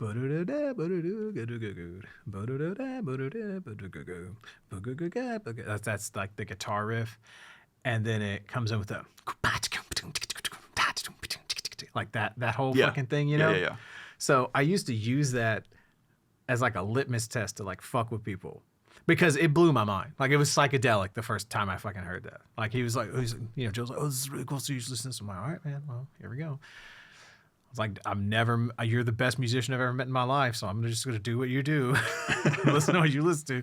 So I remember getting to that part. I was like driving my car or some shit. And when that beat came in, it like, I could not deal with what I was hearing. Like pull over. And Think about this. So I tried to replicate that experience with other people. And so I remember Reggie being at my mom's house while we were recording 8125. Uh-huh. And I remember like, all right. So I like played that. And I was like, all right, now play the beat. Think about the beat in your head you think you would go with this. You know? And he was like,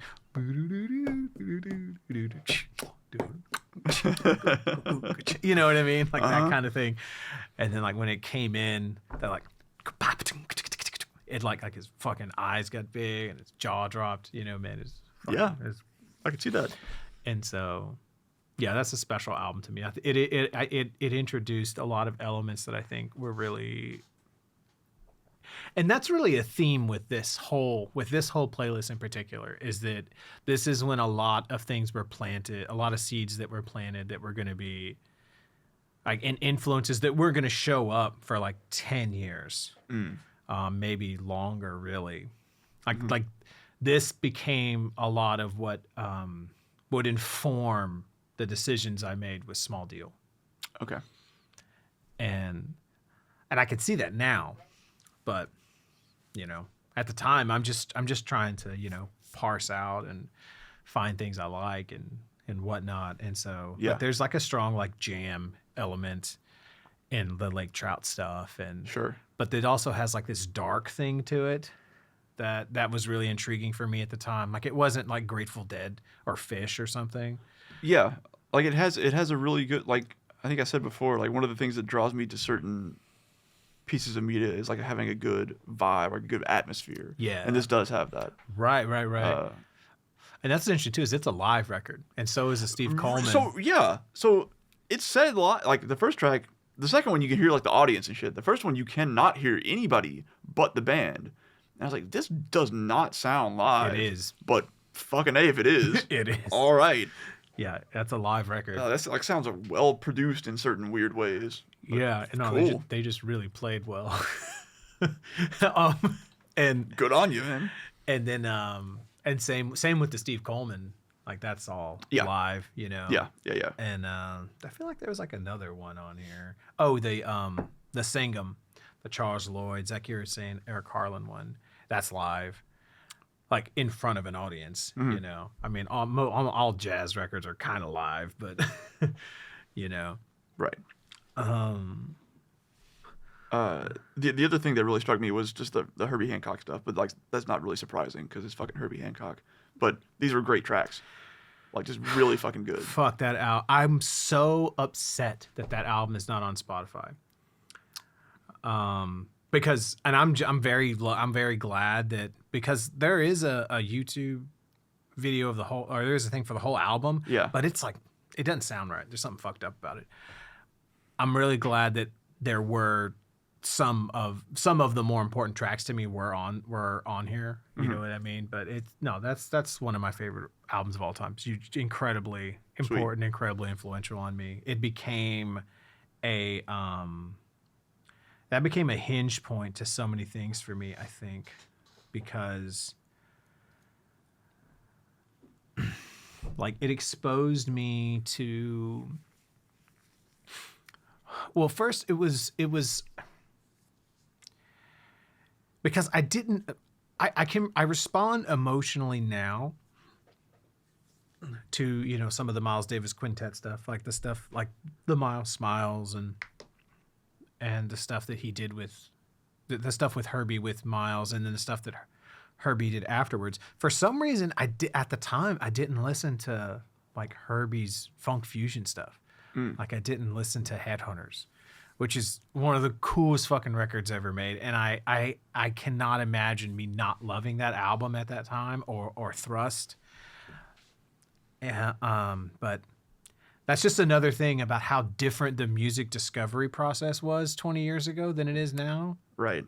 Because why did I end up with that Herbie Hancock CD? Because I fucking went to Best Buy and that was what they had. Right, because like how many of these albums have you put in your note? Like it's just what they had when I went to go buy the thing. There you go. That's what it is. That's what it was back then. I bought that Candiria record at fucking Blockbuster Music or whatever in the mall. Yep. And in San Jacinto Mall, I don't know why. I can't fucking tell you why I bought it.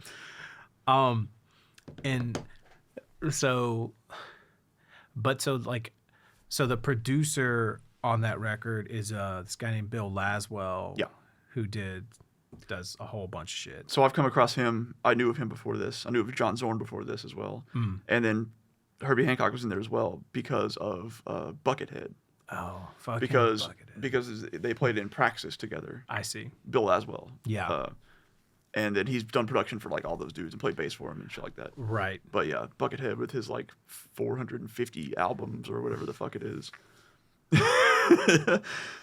So if we're gonna, if you want to bring up avant-garde bullshit, we'll get there. I'm way into that. I was not into these John Zorn tracks very much at all. I'll take that back. I wasn't into You Will Be Shot very much, but Latin Quarter, I feel like that's another one where I was like, I have maybe heard this somewhere before. Yeah. So that's the thing about that album is there's a lot of songs that are referenced. You know, like there's Enrico Morricone stuff. There's, you know, like the Batman theme, or there's like the theme from Chinatown that they do. Gotcha. Like, I am probably going to make you listen to that entire record, like, because that. I wouldn't be opposed, despite not liking that one track. I wouldn't be opposed. Because if it's in that same sphere as all these other guys, like, I'll give it a shot. It's really hard to sort of. Naked City, that John Zorn record, is really difficult to sort of. You can't really summarize it in 2 tracks. Sure. I picked those two because those two had the. I was like, well, these will go down kind of easy, and these clearly relate to jazz. Mm-hmm. Okay.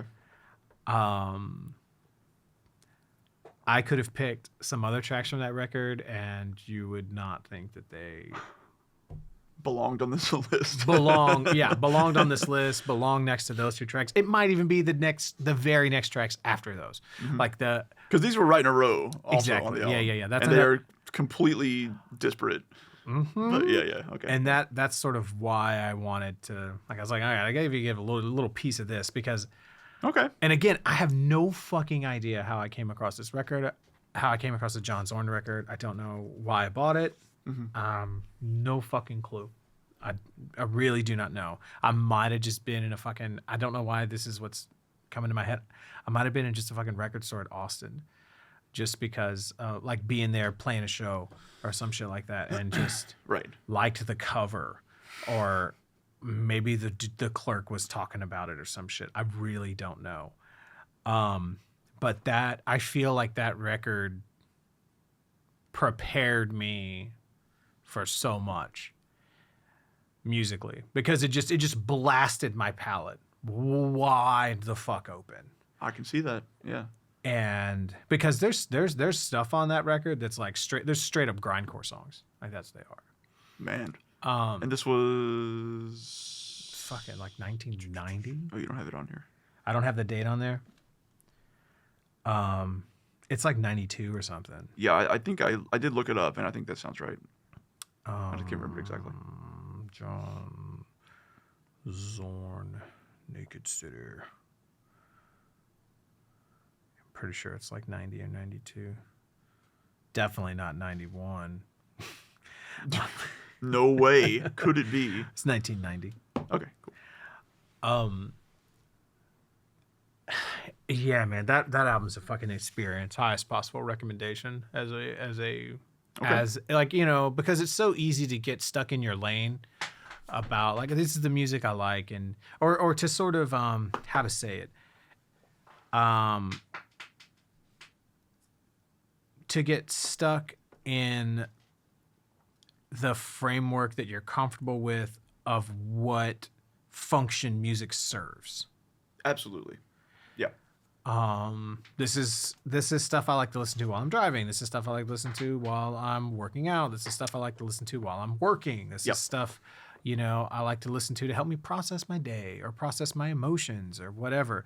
And it's very easy, or this, like whatever it is, it's very easy to sort of get stuck and to think that music can only do that. Sure. And every once in a while, it's nice to be reminded that music can do a lot of things. And this album does a lot of things. Cool. And so, but yeah, I think it was my first exposure to what would be considered avant-garde music. There's some of the early black metal stuff that you could, that really brushes up against, or not necessarily early black metal. That's not what I mean. I mean, some of the black metal stuff I heard early on that definitely, like, they're channeling that. It kind of brushes up against avant-garde in a sense, but not like this. And so it made it to where there was never going to be a situation I was in playing with other people where there was somewhere they were going to go that I was like, oh, well, we can't go there. Gotcha. And so it really prepared me for a lot of playing situations I would find myself in later. That's useful. Yeah. That's cool. So,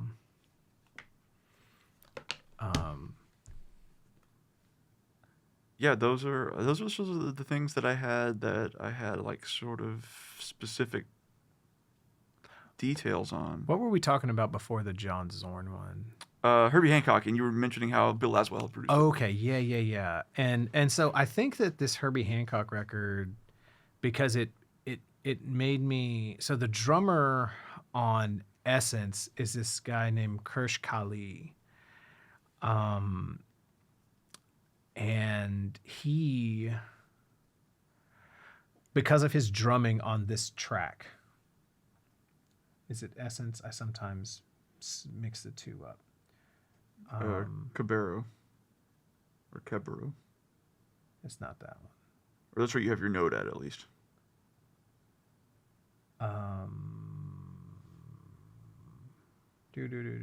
Yeah, it's Essence.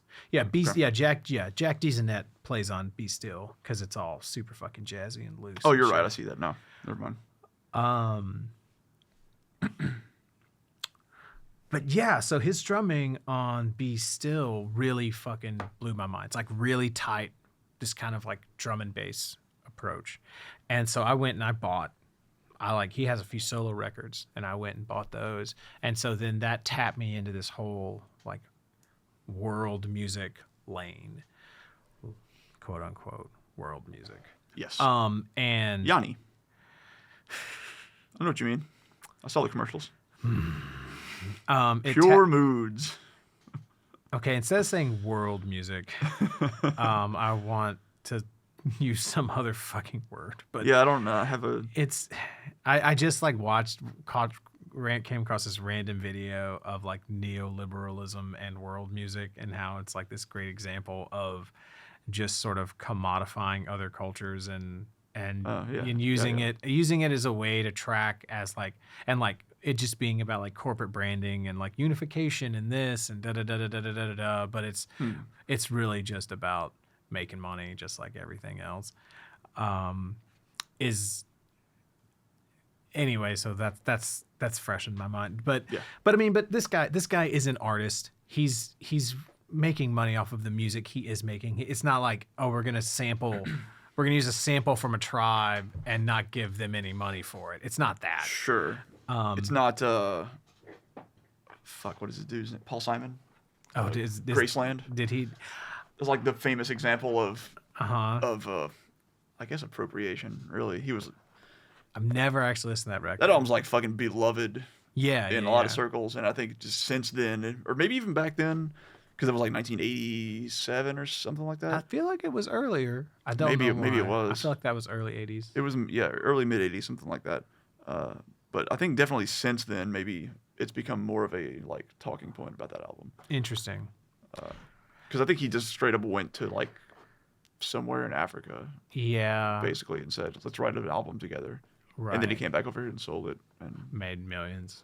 I think that's, don't quote me on that, but I think that's basically what happened. Yeah, I wanna at some point I need to do my due diligence and do my homework because I want to unpack the cultural appropriation stuff. That's such a weird, Because especially in regards to music. Like, well, I get it. I feel like I'm not denying that it exists, but Right. I want to know where the lines are and when it applies to specifically to creating. that's what I mean. Like, You know, it's- like when is something an influence, and when is it appropriation? You know, exactly. and, That's what I mean. what Such a- determines that? Like, you know, is it your attitude after the fact? Is it, you know what I mean? Because it's like, you know, see, I feel like these are some examples that I've heard people talk about. Like, is it that, okay, well, maybe a pop star X is really influenced by Black culture elements A, B, and C, and so they incorporate those so that they can track as being a certain way, so they can track as being more sexy or more adult or more hip or more this or more whatever. Right. And then after they have went through that cycle, then they discard those elements. And well, now I want to track as wholesome, or I want to track as this, and then they throw that to the side, you know? Yeah. And so those are some of the That's a things. very clear-cut case, I feel like. Yeah, those are some of the sort of examples I've heard like put forth and whatnot. And I think that a lot of those things really stem from like I don't think that it is.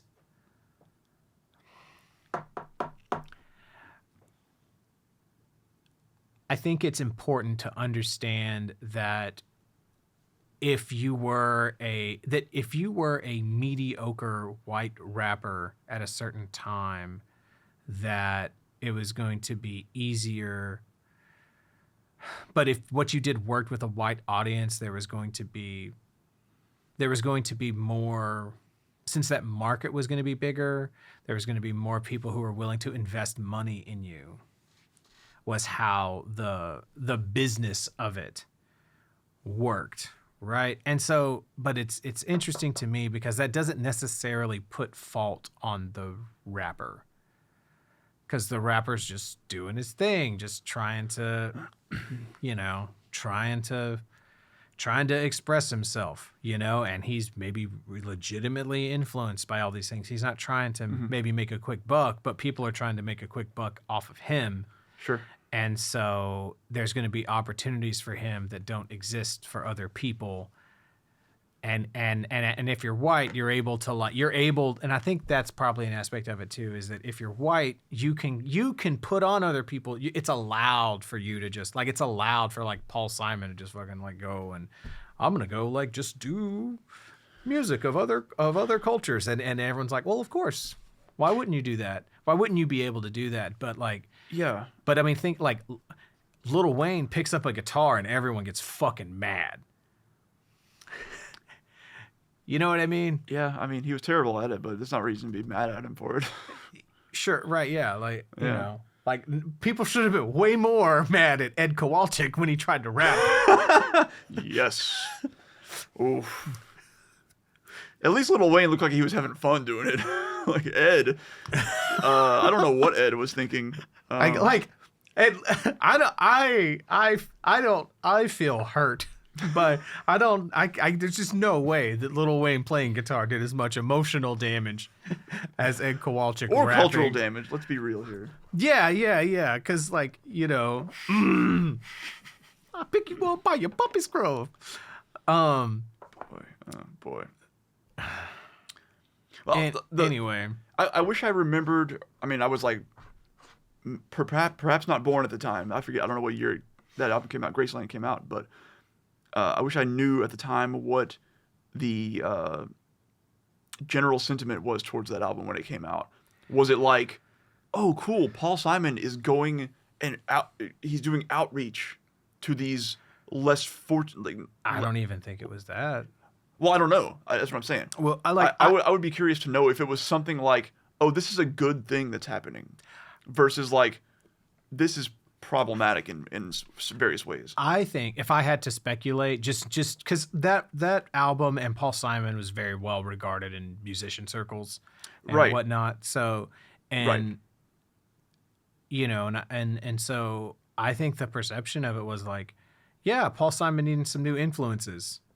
It's just like a natural thing that happens. And so he like went and did things and Maybe, yeah. And then it was just, that was just kind of it. Like, it was just like, yeah. like it wasn't seen as like a good, it wasn't seen as a good or a bad thing, I think. But this is like 10 years after the fact. I'm just, is would have been the general, like the consciousness of it Right. that I was aware of. Not 20, 30 years after the fact, or maybe even 40 where we're at now. Yeah. I think it came out in the early 80s. So, but yeah, like that. But yeah, that's something I want to do my due diligence on and unpack to try to understand better. And, you know, and I guess like a good point is that,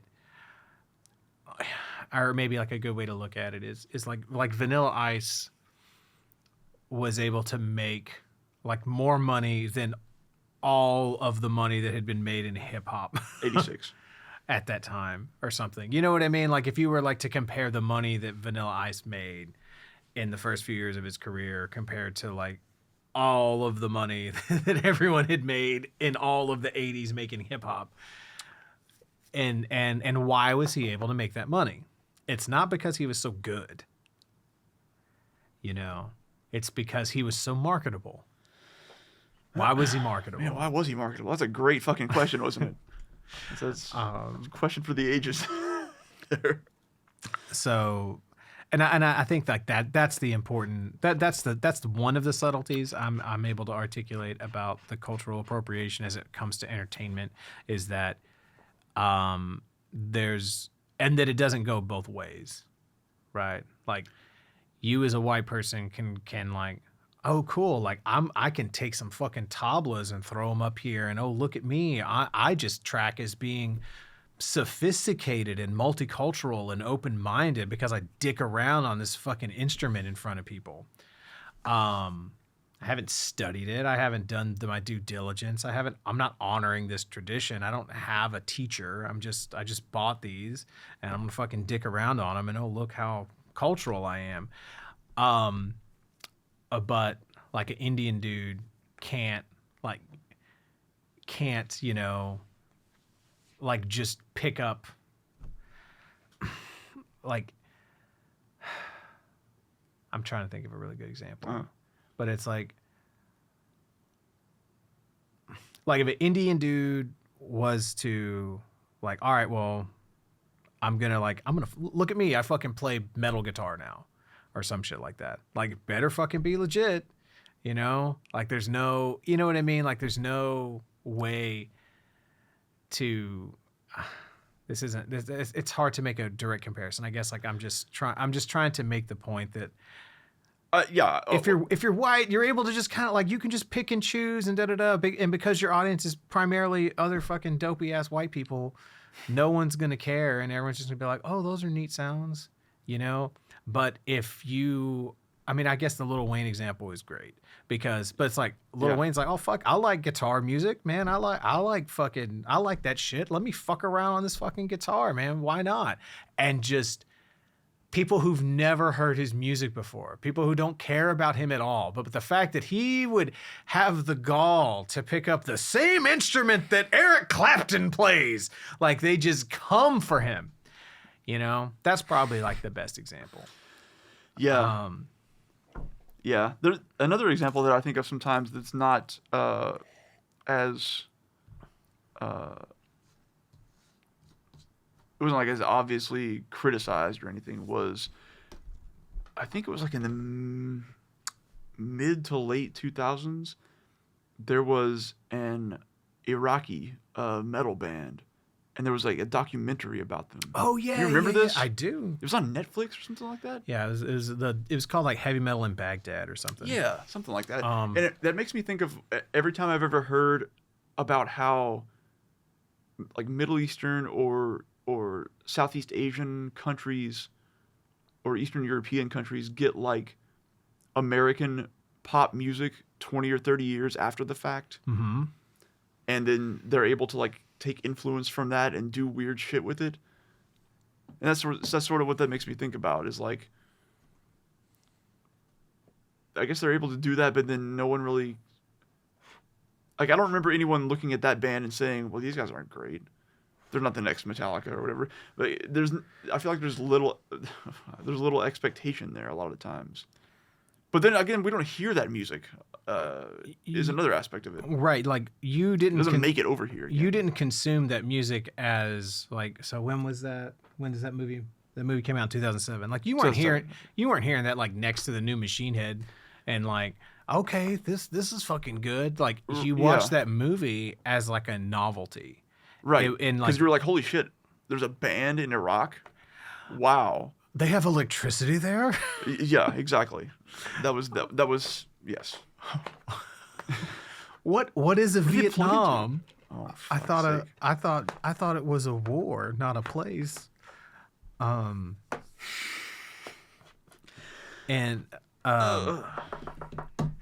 yeah, like there's and I mean, well, and there's different things to be said about the metal community specifically, because the metal community, yeah, true.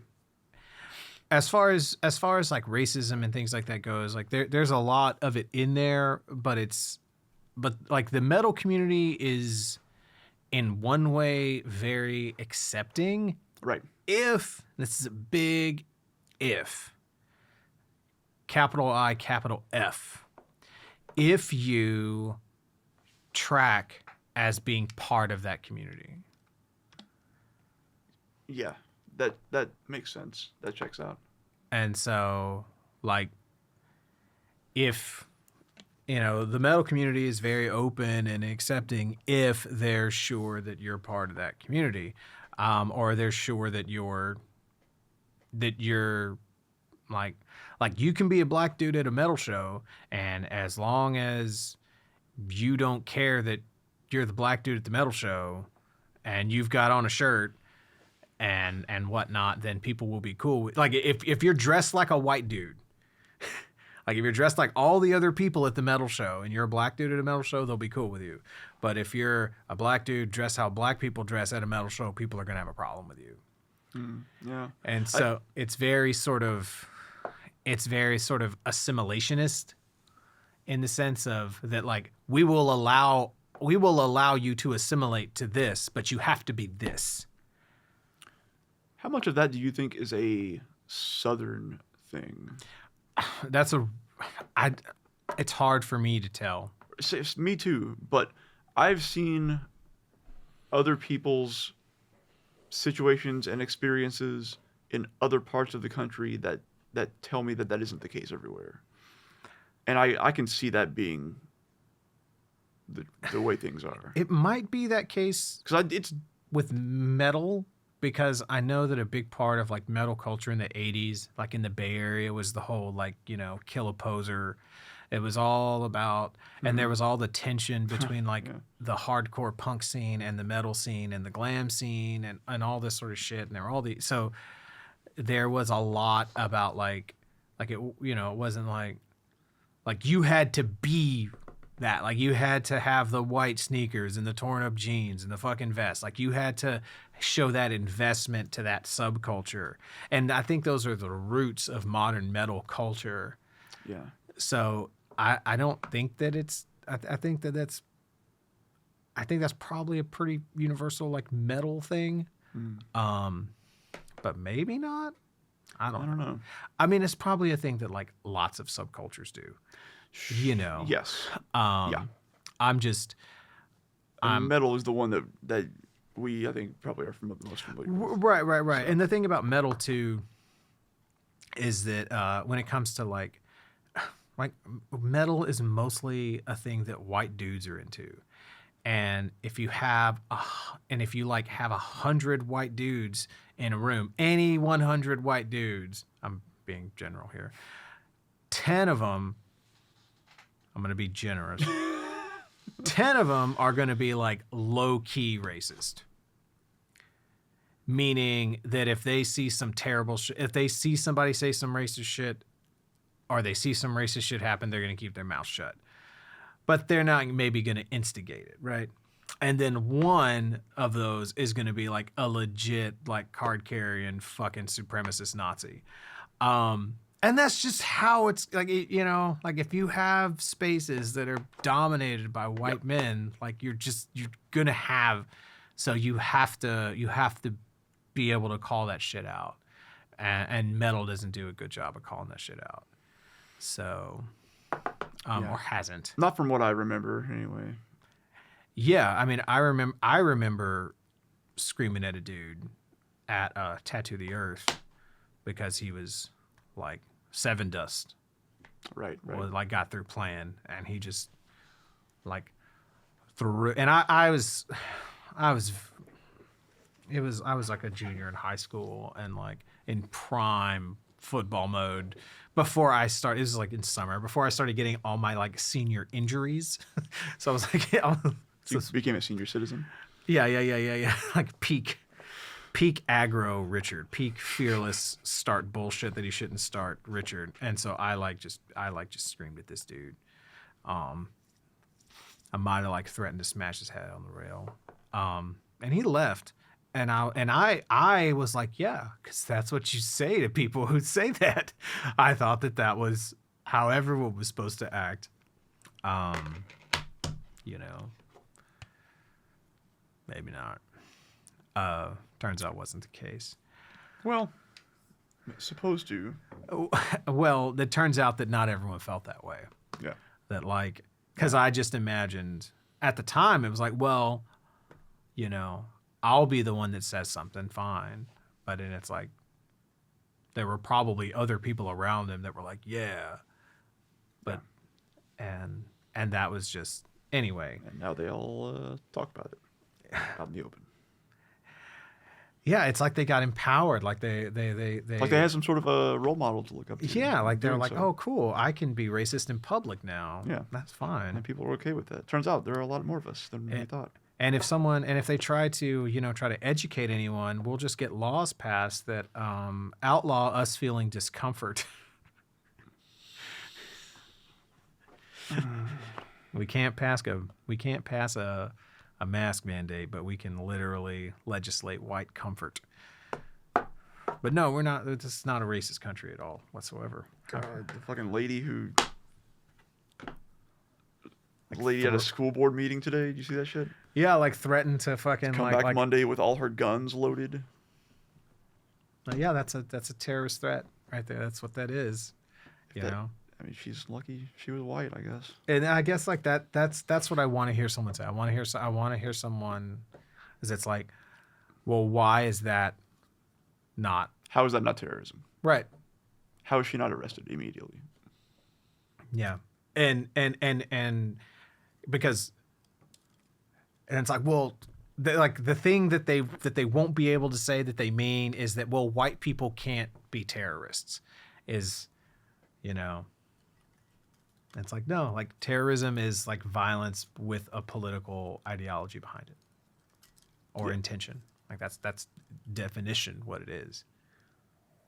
One of the few painfully relevant Family Guy bits to this day is the fucking holding up the dude stopping Peter in the car, holding up the like paint splotch thing that half of it is like wider shades and it's like mental issues or something. It's like, okay, and then the darker shades are terrorist. Oh. Yeah. Yep. So, but so jazz. Anyway, Oh yeah, right. Yeah, we were talking about world music. Fuck, what were we talking about? Don't remember anymore. So that's because I was talking about that Herbie Hancock record. Yeah, yes, yeah. Right. So I got into Kirsch Kali, and then him and Bill Laswell also play in this project called Tabla Beat Science. I was gonna ask what the hell that was because that sounded Potentially interesting. Yeah. So it's Kersh Kali on drums and tablas, and then it's another dude playing tablas, and then it's another. So it's Indian fusion music. Okay. It's Indian fusion music, like fused with like techno and shit like that, Okay. and jazz, and like sort of like it's not like jazz in the sense. It's like jazz aesthetics. You know what I mean? It's not. They're not like. It's not like throwing around a bunch of seventh chords and shit. It's not. You know, but taking like the jazz improvisational approach, I guess. Whatever. It's not. It's not important that it's jazzy. Gotcha. But it. But yeah, and that was some shit I got really fucking into. You know. But yes, yeah, fusion music. You know, Indian fusion music, and so. But yeah, speaking of that, I, in Indian music, so the Charles Lloyd, so it's Charles Lloyd, Eric Harland, and Zakir Hussain. And so that album came out in 2006. I thought I'd heard it. I thought it came out in like 2002 or something. You just time traveled and heard it. Yeah. A little bit earlier. So, that's again, that record's really, really important and special to me. And so, because I got really, really into Indian music, and so I've seen Zakir Hussain play a few times, and that. Like one time was with he was doing a gig, doing a show with Dave Holland, who's a jazz bassist, and it was just a big fusion thing, and it's fucking magical. I don't know the way to describe it. It's fucking magic. And then I also saw him do a performance which was more traditional, doing like more traditional Indian ragas where it's just him playing tablas and someone else playing sitar, and again, just pure magic. And it's hard to describe, but that Indian music is a thing that I almost intentionally don't study so that it stays magical. Okay. Yeah. In a way. Sure. Not that I am trying to like imply like, oh, I just gotta like read a book and then I'll get it. That's not what I mean. But you just don't want to look too deeply into it to be able to enjoy it on that level. Well, because I thought about it once. You know, like I was looking up tabla teachers and shit like that. And the thing that I realized, this was, I don't know, like 5 or 6 years ago. The thing that I realized was that it's pretty stupid for me to try to dive in and master this art form that is of another culture, right? Whenever I haven't done my due diligence on the drum set, like when I haven't tapped into the history of like jazz on the drum set, and that this is, and like I'm much more closer to that culture and being able to express that, like that's much more closer to being my lineage in a sense, that I would be able to express it authentically and whatnot. And I'm not saying that there's anything wrong with studying whatever you want to study. That's not what I'm saying. But I wasn't. That's not what I was considering at the time. Like I was considering like putting a lot of effort into it, and it's like that's kind of. I see. It's like I should do this first. Like I should, it's, but yeah. So Zakir Hussain is the son of Ala Raka, who was Ravi Shankar's tabla player. Okay. So, and Zakir moved to the States in the early 70s and like lived with like Mickey Hart. Mickey Hart is the drummer from the Grateful Dead. Oh, wow. Okay. And shit like that because, and so he's been a mainstay in the sort of like an ambassador, if you will, of that style of music to the West. and whatnot. And he always is doing really cool fusion things with very prominent jazz artists. And Eric Harland, this is what's fascinating to me, is that, so if you back up, so they're the McCoy Tyner track on here, okay? That's the ballad, the Search for Peace, closer to the front, I think. So McCoy Tyner was the piano player on Love Supreme. Okay. So I was like, oh, well, fuck, anything anybody on this fucking record does, I'm down with. So I got the record, The Real McCoy, and then I picked up other stuff because he was still making records, you know. And so I picked up this record of his called Land of Giants, who had Eric Harland playing drums on it. So then whenever there was this record that came out that said Charles Lloyd, Eric Harland, I bought that, you know. And so I got to this record, Sangam, and got to Zakir Hussain via John Coltrane. Gotcha. And so that's how a lot of that shit sort of, you know, a lot of these threads, you know, weave in and out of each other. Mm-hmm. You know, another interesting thing, right? So I put there about that McCoy Tyner track that, so there's like a Sleepy Brown song called I Can't Wait. Okay. Did you pull that up? I didn't, no. So it's on like the Barbershop 2 soundtrack or something. Okay, I know who Sleepy Brown is, but yeah, I don't think I've heard that. Oh, I didn't notice you put a time signature there for it. What is the time signature? 120. Oh, this is a Big Boy. Featuring Andre. Or Andre. Did you catch that? Go again. I can't. Oh, I've heard this. Yeah. I can't wait to work my fucking phone. Gotcha. So like kinder, Tyner, and I'm meaning the real McCoy. Mm-hmm. So like I don't know if I saw this video. Like I might have randomly been at fucking like John's house or something and it was on, or I might have heard it on the radio or something. But like you caught that line? I caught that line and my mind fucking exploded. And I tried explaining it to people and no one cared. And then I think because this wasn't an actual Outkast song, I couldn't fucking find it and I gave up. Oh man. Or I might have heard it on the radio and I might have like, that's why I like didn't know the name of it or something like that, you know? Right. Because if I was seeing the music video, I would have known. But because it's like, I would have fucking bought if it was like said it was like, if it would have said it was on the Barbershop 2 soundtrack, I would have bought it in a fucking second. I don't know why that didn't happen. And that was what year? Like 2003, you said? I think so. Yeah. Because then you would have had to have known what that was to go find it. Yeah. Right.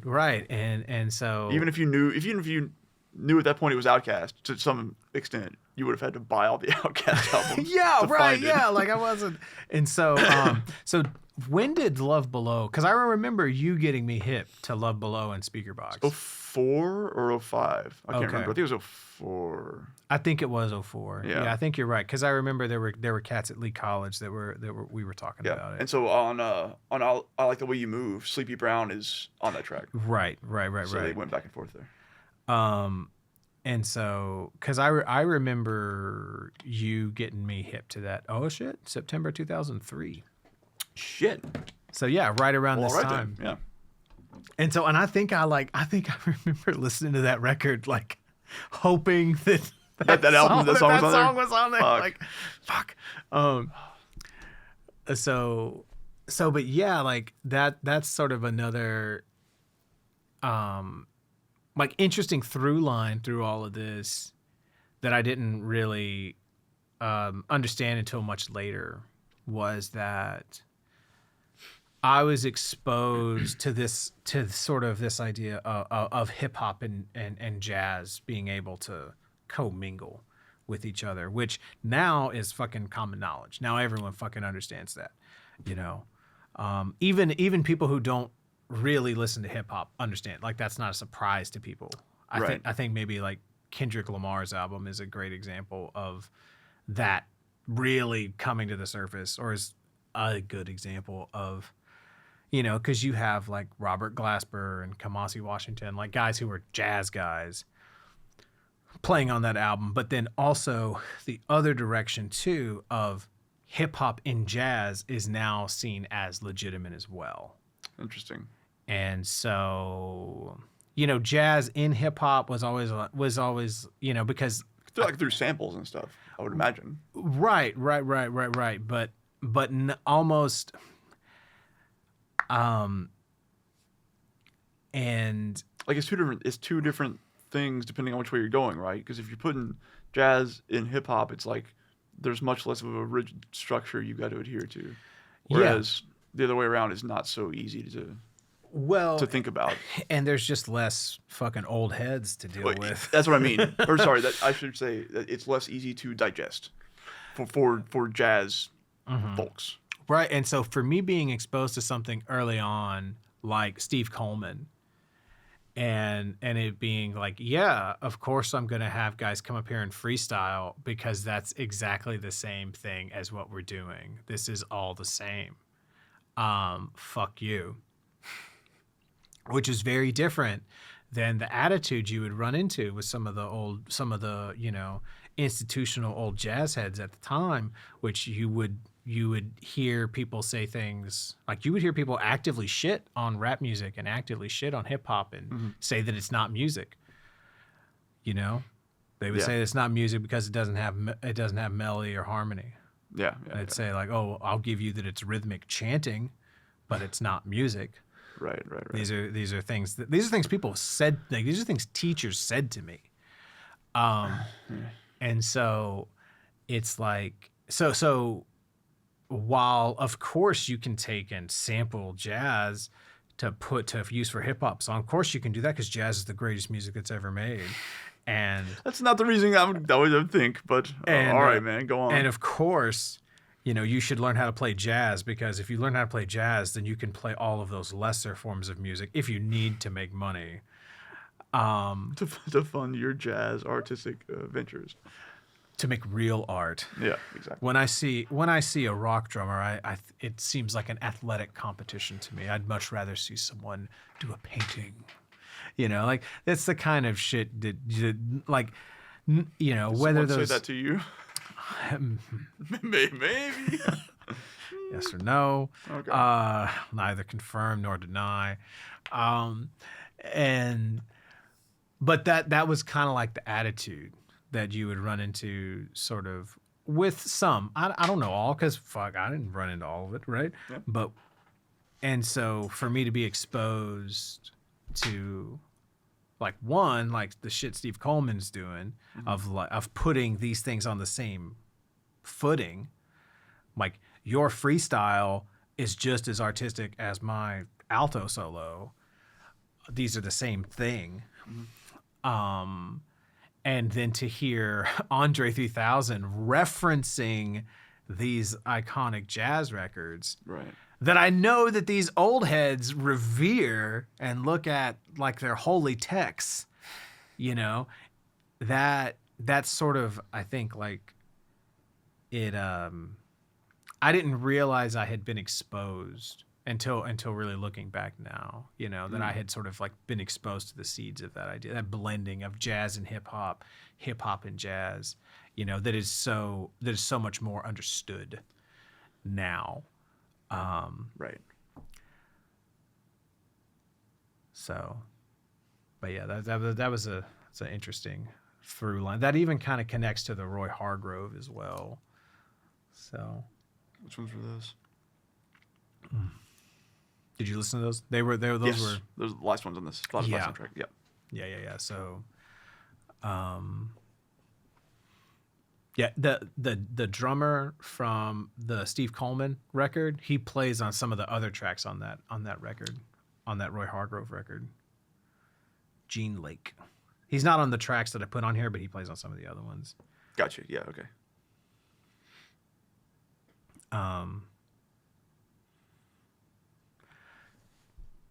So what'd you think about those Roy Hargrove tracks?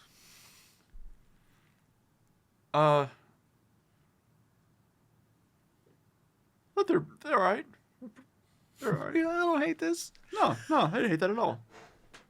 I could be all right with that. Yeah. I'm so Nothing too much stronger than that, I guess. that record and that vibe is extremely relevant today. And I'm not and I bought that record just because it was like, oh, this is a fucking dude who did Habana Cresol. I'm fucking get this record. Uh-huh. But I didn't really. I mean, I listened to it and I liked it. You know, I was like, oh, this is cool. That's what you said here, exactly. Verbatim. I'm glad I'm consistent. But it didn't hit me. You know, it didn't emotionally resonate with me the same way. For whatever fucking reason. Yeah. But what I thought was interesting was going back to it and listening to it and sort of seeing that, oh, well, I was exposed to these ideas of what like a lot of modern funk records sound like. They sound very much like this first track. And then even a lot of like jazz records have kind of the feel of, you know, it's not uncommon to have that kind of laid back feel that the second track has a little bit. It definitely has that, yeah.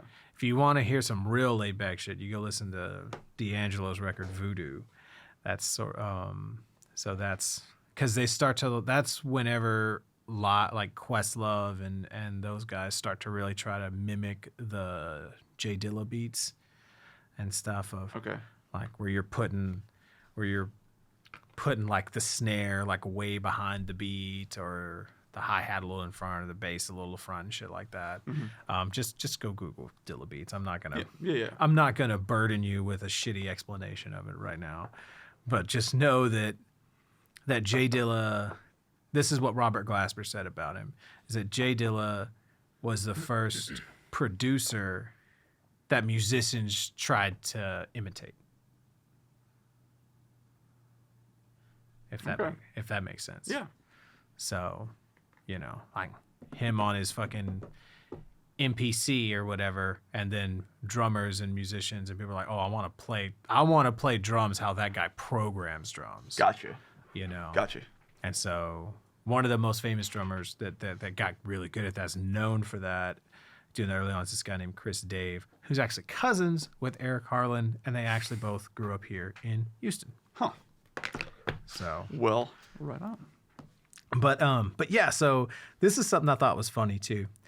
I'm probably going to talk a lot about, you know, it's hard not to talk about like small deal stuff. Sure. Because this became a lot of the, you know, yeah. It infused a lot of it, right? So yeah. So that's that D'Angelo track, right? So going back and listening to it, I've realized that like, so there's a small deal song called Bing Bong. And so when we were doing the pre-pro for the album and whatnot, this album, this particular take was because we recorded the drums and the guitar at like the same time, and so this take was very contested initially. Between who? Between me and Michael. Okay. There was some debate as to, well, he was kind of in the middle on it. Okay. There were some bits like, is that feel too far behind? Is this too slow? Is this da-da-da? And then he went and he showed it to his people, and every last one of them was like, that's too slow. That's too far behind. No, man, that doesn't feel right. Da da da da da. And I tried. People. Well, he showed his fucking manager. Like he showed his roommates. He showed da da da da da. I mean, I know all of them too. I know what you mean. His crew. Yeah.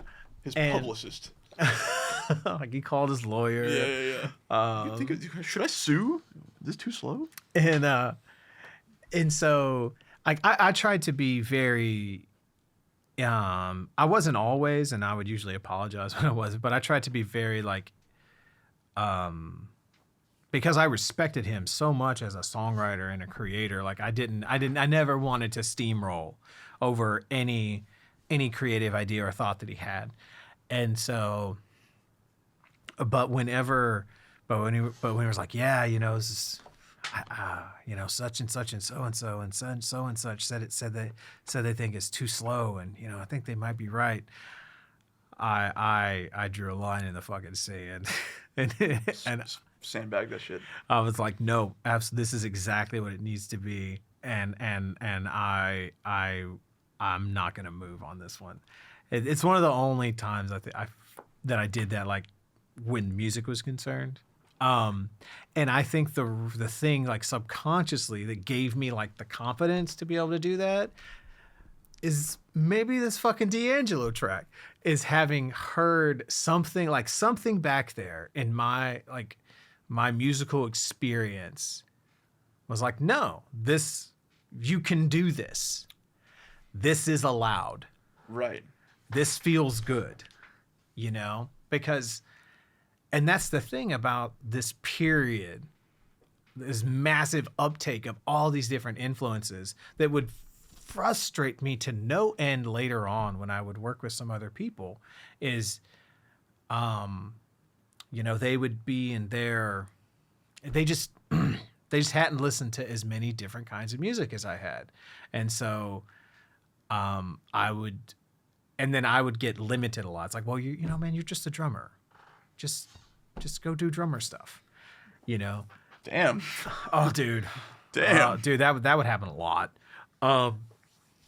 But anyway, I thought that was interesting because I feel like there's like a little bit of a connection of like stumbling into that feel and being like, yeah, this works. This is it. Hearing it played back. Yeah, this is it. This is great.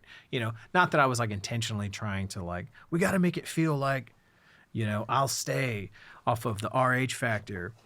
But just that when and I think that's sort of why, if you're a musician coming up, or, you know, like you're getting into that, you need to expose yourself to so many things, because you might stumble onto something that's working, and you maybe you need a reference to something so that you have the confidence to keep pushing, to know that that's working. Right, because you found that and you felt like it did work, and you felt okay about staying there. Right.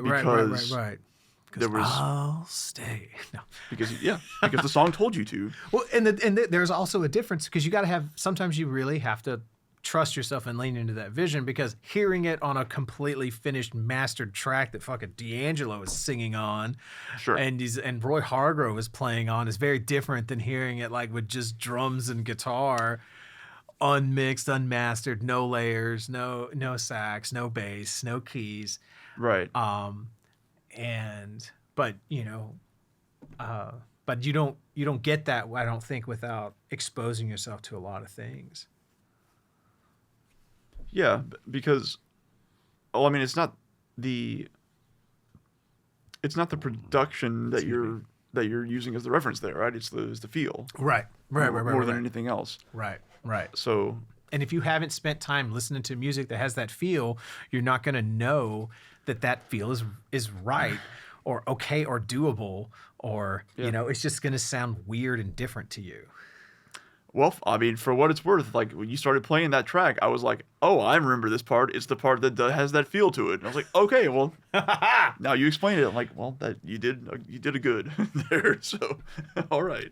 Right. And you know, and it was nice, because one of the people that had said, oh, that's too slow, you know, or that's too this or whatever, you know, once we finished it ended up being their favorite track. Awesome. You know what I mean? Awesome. And so sometimes the worst thing you can do when you're creating is show other people.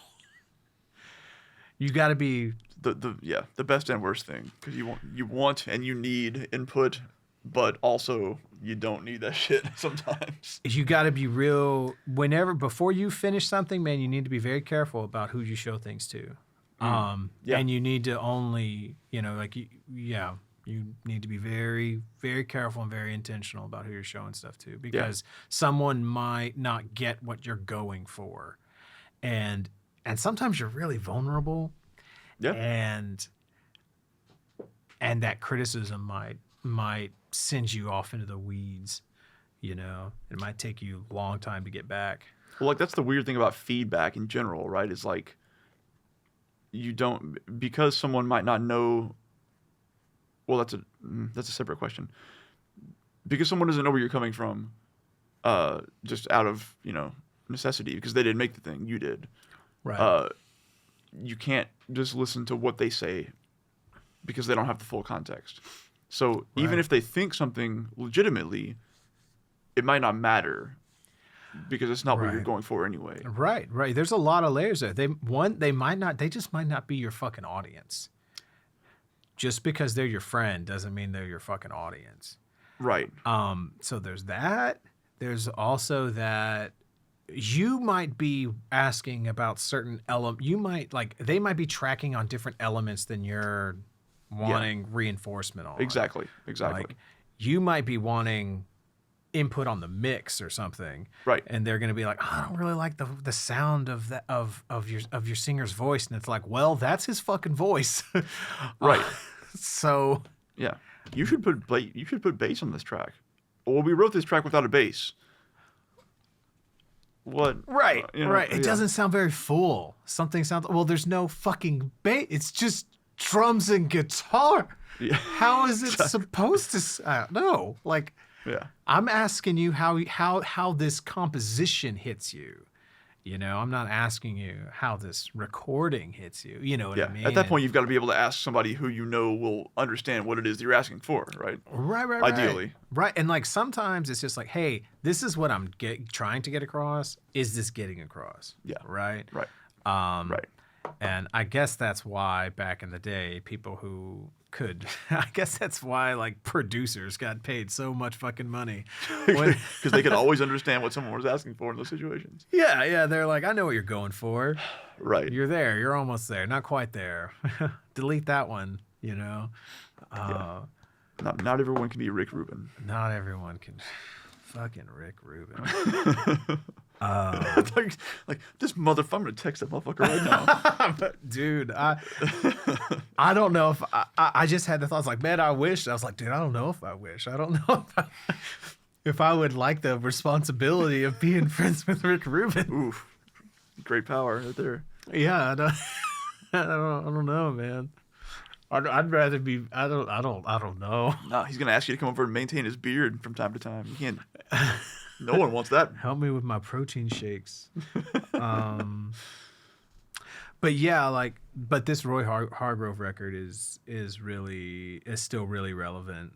It's a big influence on like modern jazz and modern like neo soul and stuff like that. So and I happen just out of just pure stupidity to be able to, like, the guy, like, for instance, Cliff, the guy who played sax on the Small Deal record, the guy who played tenor, dude, legit, that guy is amazing. I've never met anyone who or played with anyone who told stories as well on their instruments as Cliff Gordon does. So, but I remember talking to him about his record or the record that he was working on, that he was writing, and he was like, yeah, you know, I mean, I don't know, you know, kind of like go like with that vibe, like, you know, the RH Factor, you know. I was like that Roy Hargrove record. He's like, yeah, that's the one. And so I guess like all I'm trying to say is that, because he's a young guy. Okay. Is that the RH Factor, because the RH Factor was like a group that Roy Hargrove was in, or started. That vibe that they were putting down in the early 2000s is something that young musicians are still like, I want to make a record like that. Gotcha. That's the point I'm trying to make. Yeah. Okay. So it's something that's still powerfully relevant, and through dumb luck, I happen to be exposed to it. because of goddamn Baytown Library. Hey man, shout outs. So, let me see if there's any other sort of loose ends. Oh, go ahead. I found the Max Roach track pretty fucking interesting too. I'm really glad you said that because before you got here, I went back and listened to that whole record, and I take back all the bullshit I said about Max in the last episode. Because the last episode, I said some shit about like Max's artistry, like being bigger than his technique, and you can hear him like reaching and shit like that. Right. That's not true on this fucking record. Okay. Well, so maybe it was at some point, but not here for sure. Or maybe that dude just, I don't know, man. But hard to say. This fucking record is so good. And I remember the feeling. I remember why I loved it so much, because it took the elements of jazz and it used it to tell a big, long sort of abstract story. So really powerful stuff, and actually it's activism, and you didn't see that a lot. Yeah. So this is 1960, and this was a protest album per se. Yeah. Like explicitly at the time. Yeah. Yeah, like the I mean, did you see the album cover of it? I did not. I didn't. Oh, it's them sitting at a diner. Or I guess I did. I just didn't look at it closely. Yeah. So, I got it.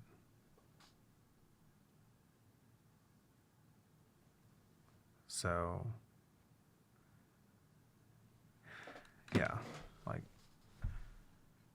Oh, okay. You know, like it's a sit-in. Okay. You know. Yeah. Right on.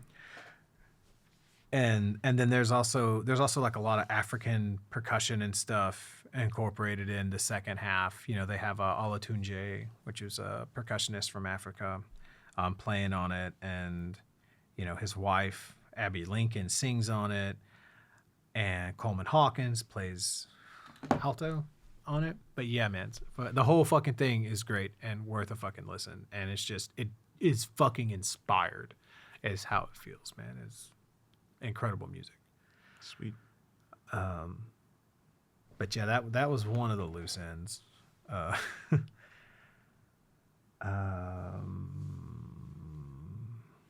me see if there was anything else.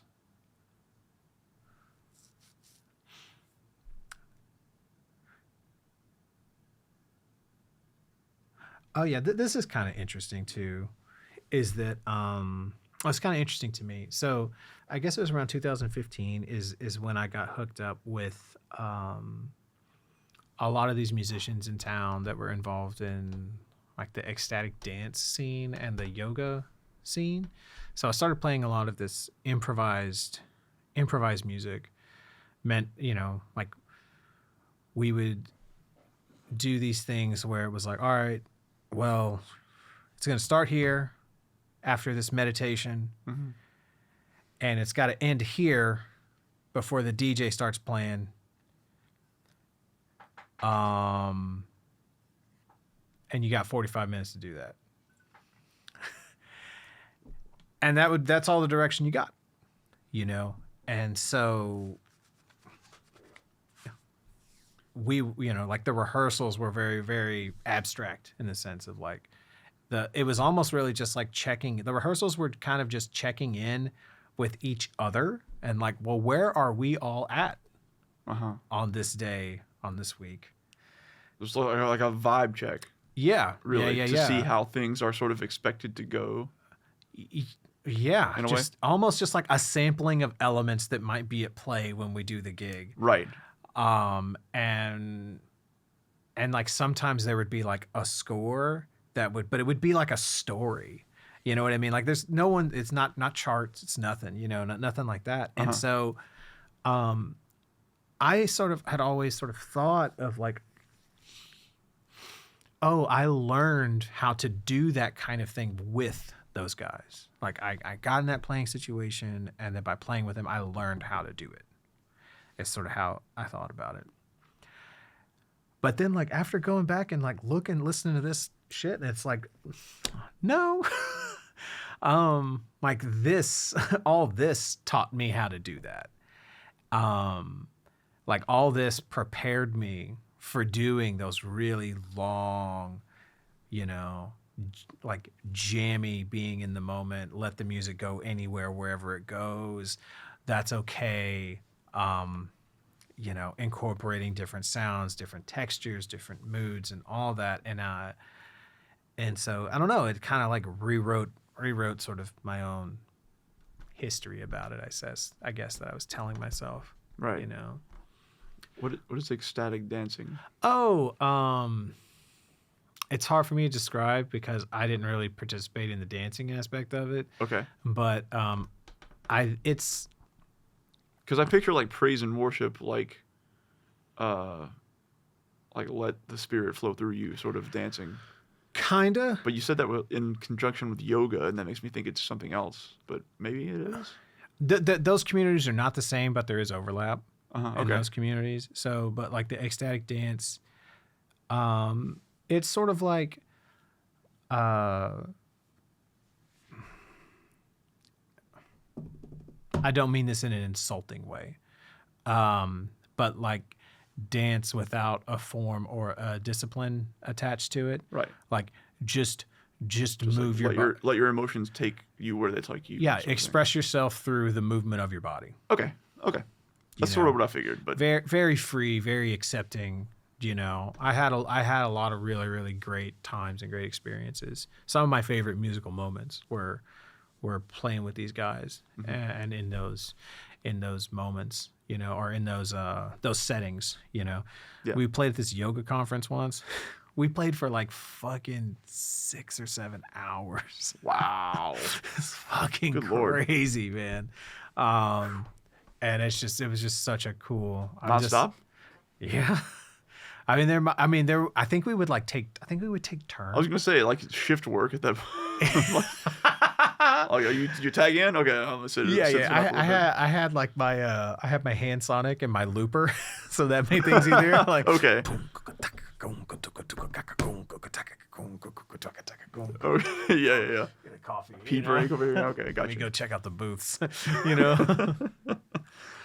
I know some of y'all got some really good filtered water in here. But yeah, and I guess that's what's kind of interesting about this, and you know, this whole exercise, right, of looking back on and you know, here in 2022, looking back at all these influences and connecting them to the things I've made at this point, or you know, and it's kind of, you know, I just, you know, someone called me through a mutual friend, and I just showed up and I brought my drums and we played music, and I was like, this is great. This is awesome. Let's keep doing this. You know, I want to keep playing with these guys and keep doing this. And so, and this informed and helped you understand how to make that work. Yeah, like I never really considered like, well, why was I able to just sit in and do that? Yeah. You know what I mean? Yeah. And it's because of this, you know, 1,000% is because of this massive uptake of crazy weird fucking music that I was doing. And then also like the Michael Flores band, like we spent a lot of time jamming. We jammed a lot on stage. Right. So that idea, that wasn't like, oh shit, I don't know what I'm going to play next. Oh no. Like that wasn't a new feeling for me. Right. You know? Because it's one thing also, like that's a very important aspect, because it's one thing to like know what you're supposed to do. It's another thing to be able to do it. Like it takes some amount of practice and, you know, doing. Right. To be able to actually pull that off too. Right. Yeah. Like I wouldn't have been able to just like, oh, I listened to a bunch of music and now I can exactly. do yeah. No. Just so nobody thought that was. Yeah. No, that's not what I'm saying. I studied a lot, is what I'm saying, and then I got up and did it. Yeah. I guess like the thing is that I'm surprised at how that playing with those guys that's a very unique playing situation, and I was surprised that I was prepared for it as I was. Gotcha. Yeah. And well, sort of like you said, it gave you more confidence for one thing, and like permission in a weird way. Right. Yeah. It's like, well, if we go in this place where just these instruments are playing, or if we go in this place where someone's like fucking screaming into the microphone and laying down on the ground, rolling around, okay, all of that's fine. Right. I've heard all that before. Right. Right. In various different environments. Yeah. If everything breaks down and it's just the drums playing and someone else is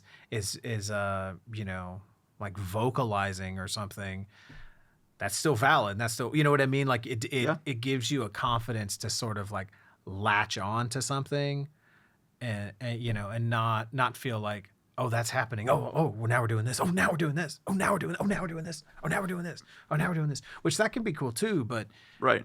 I think it takes the shock out of those abrupt shifts, right? Sure. Because it's like if you had never heard that before, after hearing some stuff like this, you might just say, wait, is this still the song? Like, what are we doing now? Yeah. Are you still playing? Are we still playing? Like, on some level, it's like, Right. Yeah. Yeah. It's something as straightforward as that. But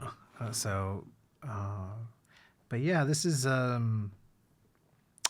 think that's all the stuff that I had.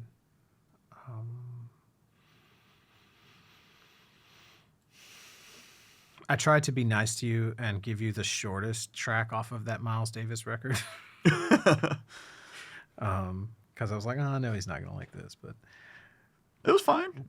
Okay, cool. Well, you get to hear Tony do more Tony on that. You start to hear more of the developed Tony Williams voice on that, which is cool. Has Herbie Hancock in there? Yeah, he is. Yeah, I like how these few we're so familiar by now. The second playlist, you can just put their first name. It's Tony, man, Selvin. It's Tony. Yeah, Max. The boys are here. Right. Oh, I remember some bullshit I was going to show you. Right. So yes. Last time we were talking about like big band stuff, and you asked me, you're like, what makes a big band chart so hard to play? Mm-hmm. So I did a little homework and I printed off a copy of Sing for tenor right there, so you could see an example of what a horn chart looks like for a big band. So you used to play alto. Yeah, so I know what I'm seeing here. I get the gist of it, and there's some pretty rough stuff in here from time to time, but nothing insane. But it's there's some pretty tough some rhythms, some tough rhythmic shifts in here for sure. Yeah. Right. And a lot of it is like counting your fucking measures, right? Yeah. Right. Here's what the fucking drum chart looks like.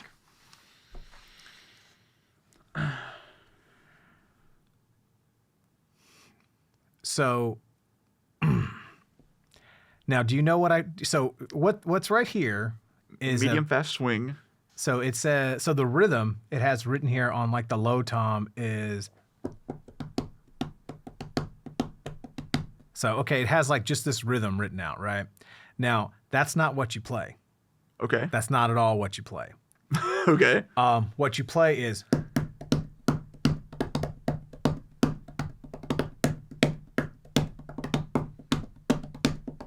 Okay? You do a Gene Krupa vibe. Okay? This is like the arranger's attempt at like interpreting it, and it's worthless. I see. You would get fired if you played what was written here. Because the direction, as literally written, is solo tom-toms / a la Krupa. Yeah. In the style of Krupa. All of these notes right here are totally worthless. I mean, this does say ad-lib. It does. So it does. Stinks. All this really needs to say here is it just needs to say that and just tell me the number of measures, right? Right. Yeah. And so you'll also notice that. But a big part of what I have to do as a drummer, you see these lines I drew here. I'm marking off groups of 4 measures because there's an odd number of I see measures that. here. Yes. And so I need to cue the band so that they don't fuck up their counting. Right. So, 1, 2,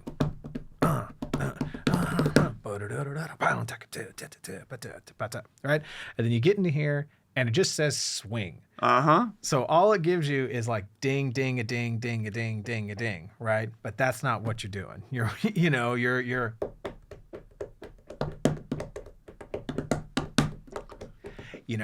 and so you really just need to just know that.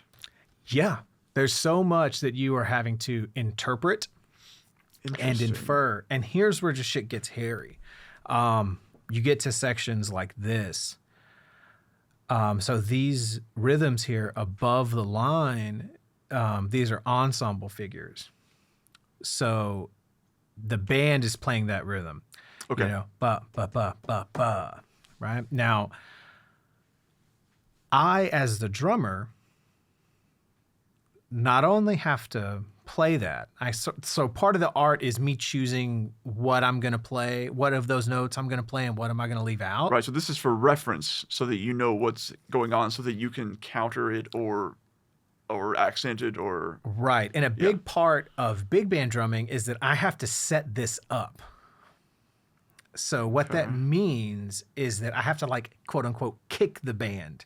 So what that means, so like if I need to do a fill, like if there's like a big hit here that's like on the and of 4, I need to do a fill that lands on the downbeat of 4. Right. So, Right. You've got to like cock the gun so that they can fire it. That's a great way to say it. Interesting. And so even though what's written here would just be literally, so that would be, like, that's all, right? Yeah. But that's not what you play. Like, like ding, ding, and like, you know what I mean? Like, like you gotta, so you're reading this and you're interpreting it. Right. Okay. And so being able to sort of see these rhythms, all these weird turning rhythms, and be able to sort of like, okay, well that's a long note on the and of 2, so I need to do a kick on 2, and then back up, all that shit. So it's a lot, Man. and then the big part of it is you gotta count. You got to always know where you are because you're the one who's got to sort of You're keeping the time. You're cueing everyone. So, yeah. All the, you know what I mean? Whereas like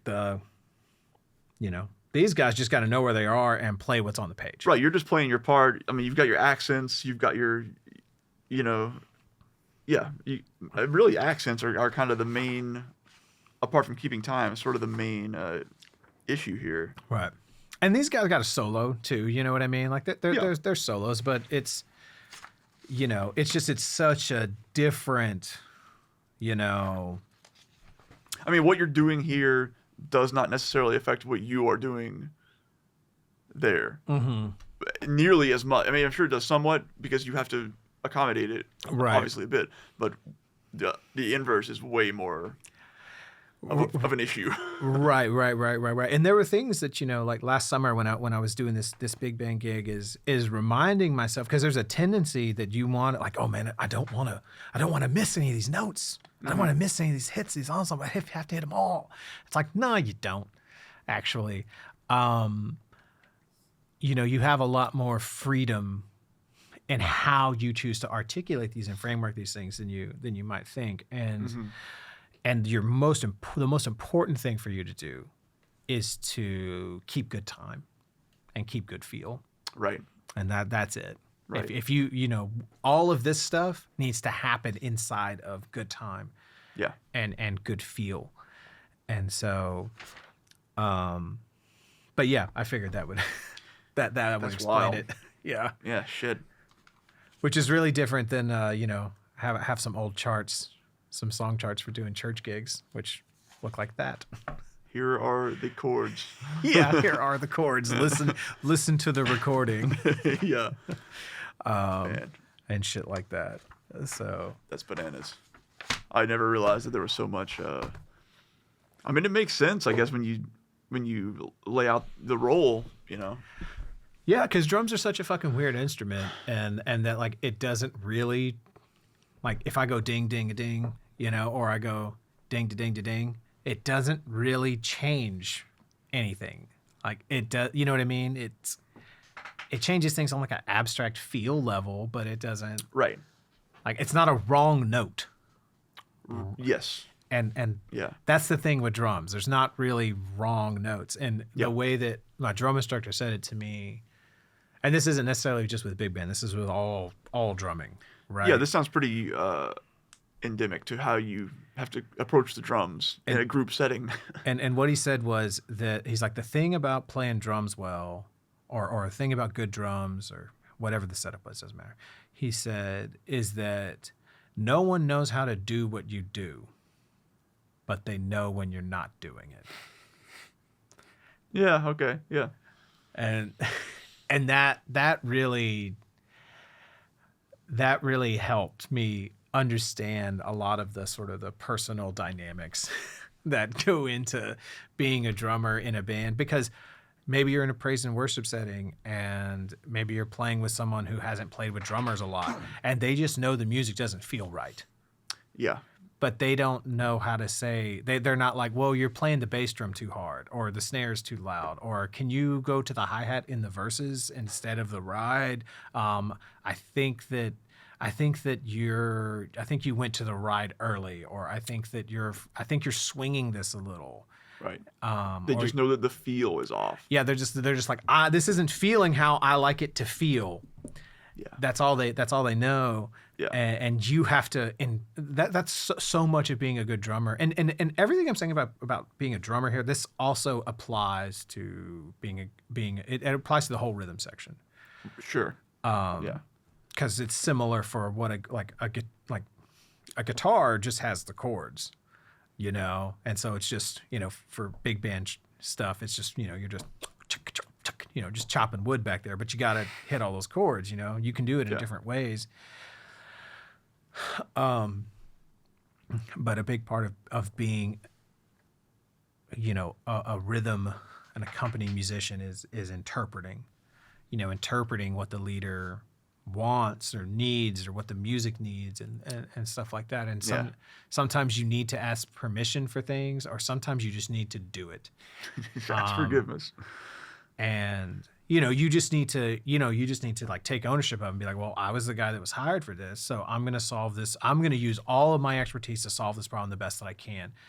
That was the thing that I sort of gradually learned over time, is whatever the solution, like if you think the solution is you need to play with sticks, and you need to play with sticks, or if you need to do, like, don't ask, like just do what you think sounds the best. Yeah. And if you push too far, someone will tell you to dial it back, you know. But man, yeah. But yeah, it's a weird trip. So yeah, that all makes sense. I've never thought much about it, but yeah, that's wild. Yeah, and so you can imagine like how fucking mad I would be, like going through college and learning how to do all that fucking shit, and then being at some KSBJ church and someone telling me like, well, you're just a drummer, just do drum shit. Just, you know. Well, you're just a fucking idiot. You don't know what you're talking about. And I'm like, do you know who Charles Lloyd is?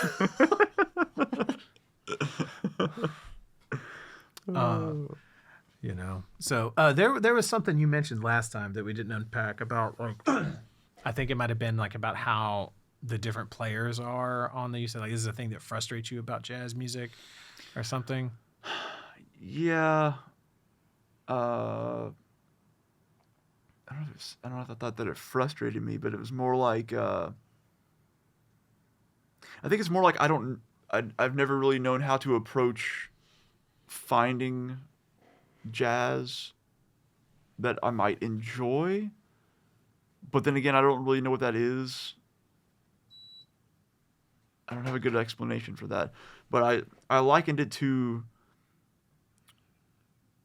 because you have tracks on here where you're like, I have this song that I enjoy, and this dude played on it. So I went and found this track that he played on over here. Yeah. And it's really fucking cool. And I feel like the inverse is true because I like a lot of classical music. Mm.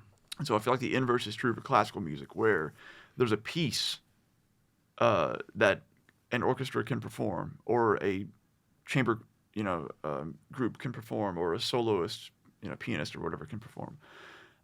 And it's not always done the same way every time. Mm. But if you go look for, it's not really the inverse, I guess. It is sort of similar in a weird way. But I guess my problem with it is the inverse. If you go look for, like, whatever, a Debussy piano piece, you could find 50 different performances of it.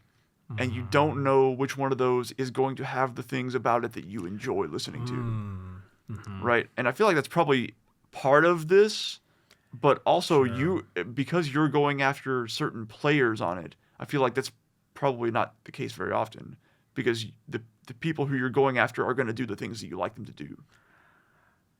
Does that make sense? It does. I think I see what you're saying. And I mean, this is a thing, okay? I've talked a lot about Tony Williams, right? Uh-huh. Okay. One of the worst fucking albums I've ever heard in my life. I feel differently about it now. Okay. Having listened to it in a while. Yeah. It is one of the only CDs I've ever returned. Like, I bought it at a half price book. I was like, oh, this is just Tony Williams on it, okay? Because returned it to half price. Yeah, yeah, like down in Seabrook, man, over there off of Bay Area Boulevard, sure. I think. Yeah. And yeah, like, I got in my car because he started fucking around with classical music a lot in his later years. Mm-hmm. Tony Williams, he died like fucking stupid, or when he was stupid young. Like, he died in like fucking in the mid 90s or something, and so he was like in his 40s when he fucking died. Which is nuts. Like Wayne Shorter, Herbie Hancock, those fuckers still alive. Ron Carter's fucking like putting out YouTube videos every fucking week. But anyway, yeah, man, like I fucking I put it in the CD player, and I was like, this is the worst fucking music I've ever fucking heard in my life. I took it out and I was like, can I return this? They might have told me no, and I might have just been like, well, I'm just gonna leave it here then. Right. You can sell it again if you want. So I'm like, can you return things at half price books? Maybe you can. I don't know. I never have. Like, I didn't even leave the parking lot. Oh. Okay. Oh, okay. Like, it was like I was just in here. You're like, I made a mistake. Yeah. Sorry. Yeah. So, yeah, like, damn. So yeah, not everything. Like, and so, like, that's kind of the thing, is that sometimes what makes these incredible performances is the combination of the musicians. Mm-hmm.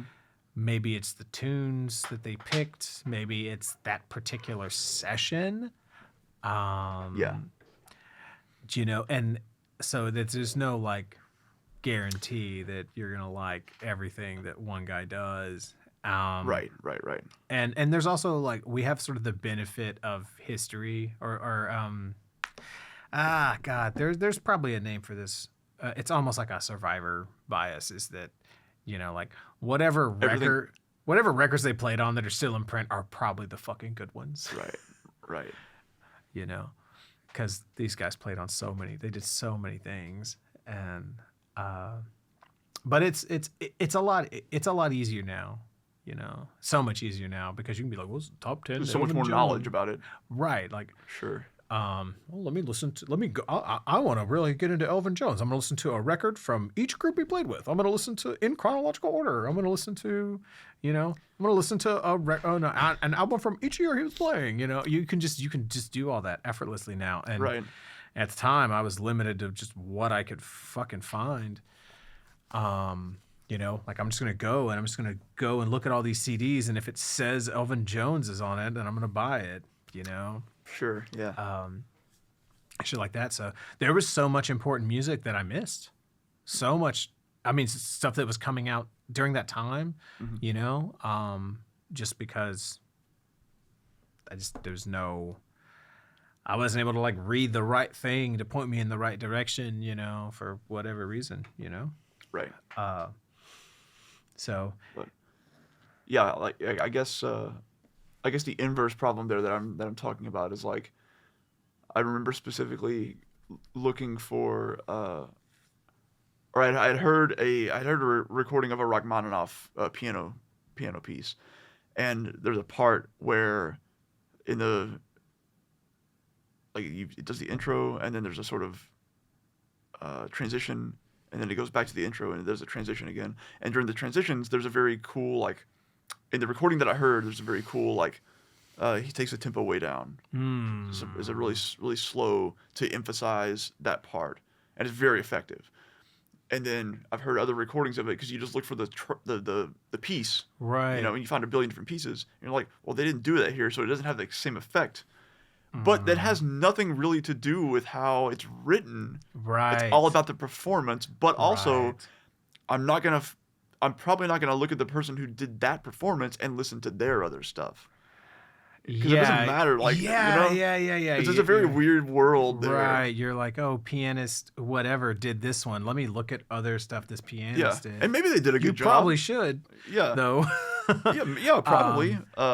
But if you like their interpretation of that Rachmaninoff, you'll probably like their interpretation of other things. probably so. Yeah. So maybe this is just a weird me problem in how I approach I don't think finding so. the music. I don't know. No, well, and it's a thing. It's like it's really daunting. It's really overwhelming because if you're like, Yeah. oh, well, I want to get in the Beatles, it's like, well, there they are. yeah. Well. There it fucking is. You know. Yeah. I bet you do want to get into the Beatles. Well, here's all of recorded history in the past 50 years of music. In 5 years' time. Yeah. And I think that's a thing that's interesting too, is that our reference frame is inherently in the sort of the rock / classical reference frame. You know, it's like, what do you mean you put out 3 albums this year? You're supposed to put out 1 album every 3 years. God, what do you like? You know, so like you look at Miles Davis's catalog, you know, and you're like, where the fuck am I even supposed to start? Right. Excuse me? I mean, just go back to Buckethead again. Dude's got like 325 albums, I think. He put out like 100 albums in like a 5-year span as a project. Fuck you doing? There's some YouTuber that's like, I listened to all of the. I saw that. albums. I didn't watch it, but I saw that it. It actually exists. Yes. Oh, there you go. That's a video that I saw recently. It was like, I listened to all 300 and some odd Buckethead albums. I was hypothesizing. No, it exists. Of course it exists. Why wouldn't that exist? Yeah. Oh man. Yeah. Dude, I think I listened to one. I've listened to a lot of them, I guess. I mean, I just haven't listened to that 100 set for sure. John Zorn is kind of like that too. Like he's done like hundreds of records, and it's like, man, I can't. You know. I envy you, but also I pity you. Well, at a certain point, it's like, Or not pity, but like I'm scared of you. I guess I fear you. That's what I should have said. It's just, at a certain point, it's like, you do your audience a fucking favor and edit a little bit, man. Like, could you tell me, like, help? Like, I want to be down with what you're doing. Yeah. Help me give you money. Yeah. Right. Like on some levels, like can you have that much to say? You're right. Yeah. Are there that many different arrangements of notes? Or not Have notes? you done it all twice over already? Or unnotes, or not Mr. notes? Zorn? Yeah. Wild sounds. Well, and that's like what's cool about Miles Davis is that there were phases where he was like trying different shit, and you can very much tell. And then he like kind of didn't do he like took like 10 years off too, where he didn't fucking do fucking anything. Which is like, it's like, yeah, let him miss you. Yeah, right. You know. Maybe he realized after he was like, I did all that. Let's fucking take some time off here. Yeah, he's like, oh, you know, I changed the course of music history 3 times. That's enough. Yeah. I'll take a break. I'm good for a bit. So, all right, man. Well, cool. I guess Yeah. I guess that's it. I'm not coming out of this like a huge jazz aficionado or anything, or even really a fan, but like it was cool. At first, it sounded like you were saying that like as a question. Like Not really? Maybe a little like, bit. am I an aficionado now? No. Will you let me know? No. But yeah, I enjoyed that. Cool. Yeah, I it just reminds me of like, oh yeah, there's a reason that I fucking had to enjoy a lot of this music in a fucking vacuum. Because no one else I was fucking hanging out with fucking like this shit. Yeah. Like I couldn't have fucking just think about like that I couldn't even show Jeremy soil work. Yeah. You think he's gonna be able to handle fucking you know Birdland or Driverman or some shit? Not in the way that you want him to, anyway. Like, but yeah. Yeah. Yeah. I think we talked about it. Oh, Jeff Tain Watts. That's the only track we didn't talk about. Yeah. That was like one of the only. Anyway, he was a really hot shit, big deal, important drummer at the time, and so I bought one of his records. Bar Talk. It's a cool record. I think that there's a break in the middle of that song, and it drops in this like kind of funky beat, and it might have been like one of my first one of like, I don't know. There's some mojo to that for me. Like that hits on some like really like that hit me on some really deep level. It's hard to describe. So that probably planted another seed too. But I feel like that one is really that's an interesting track to sort of show what mainstream modern jazz was at that time. Okay. You know, and it's pretty much, it's just kind of like a nicer version of the shit that they were doing in the 60s. It's like the edges sanded off a little bit. Yeah, like the recordings, the quality's a lot better. It goes down a little easier. Gotcha. It's still fucking cool and whatever, but it's not what Steve Coleman was doing. It's not what Cuong Vu was doing. Because whether you liked it or not, you have to admit that there was some risk taking. Oh, absolutely. On that Cuong Vu track. 100%. You know, and it's not what you would hear in like a, you know, like now you hear a lot more experimental stuff, I guess, or you hear like that hip hop infusion a lot and stuff like that. It's more common. You were not hearing that right in like mainstream jazz at the time. Early mid 90s. 2000s. 2000. Oh yeah, this first list. Never mind. But anyway, that's it. Sweet. Adios. Thanks.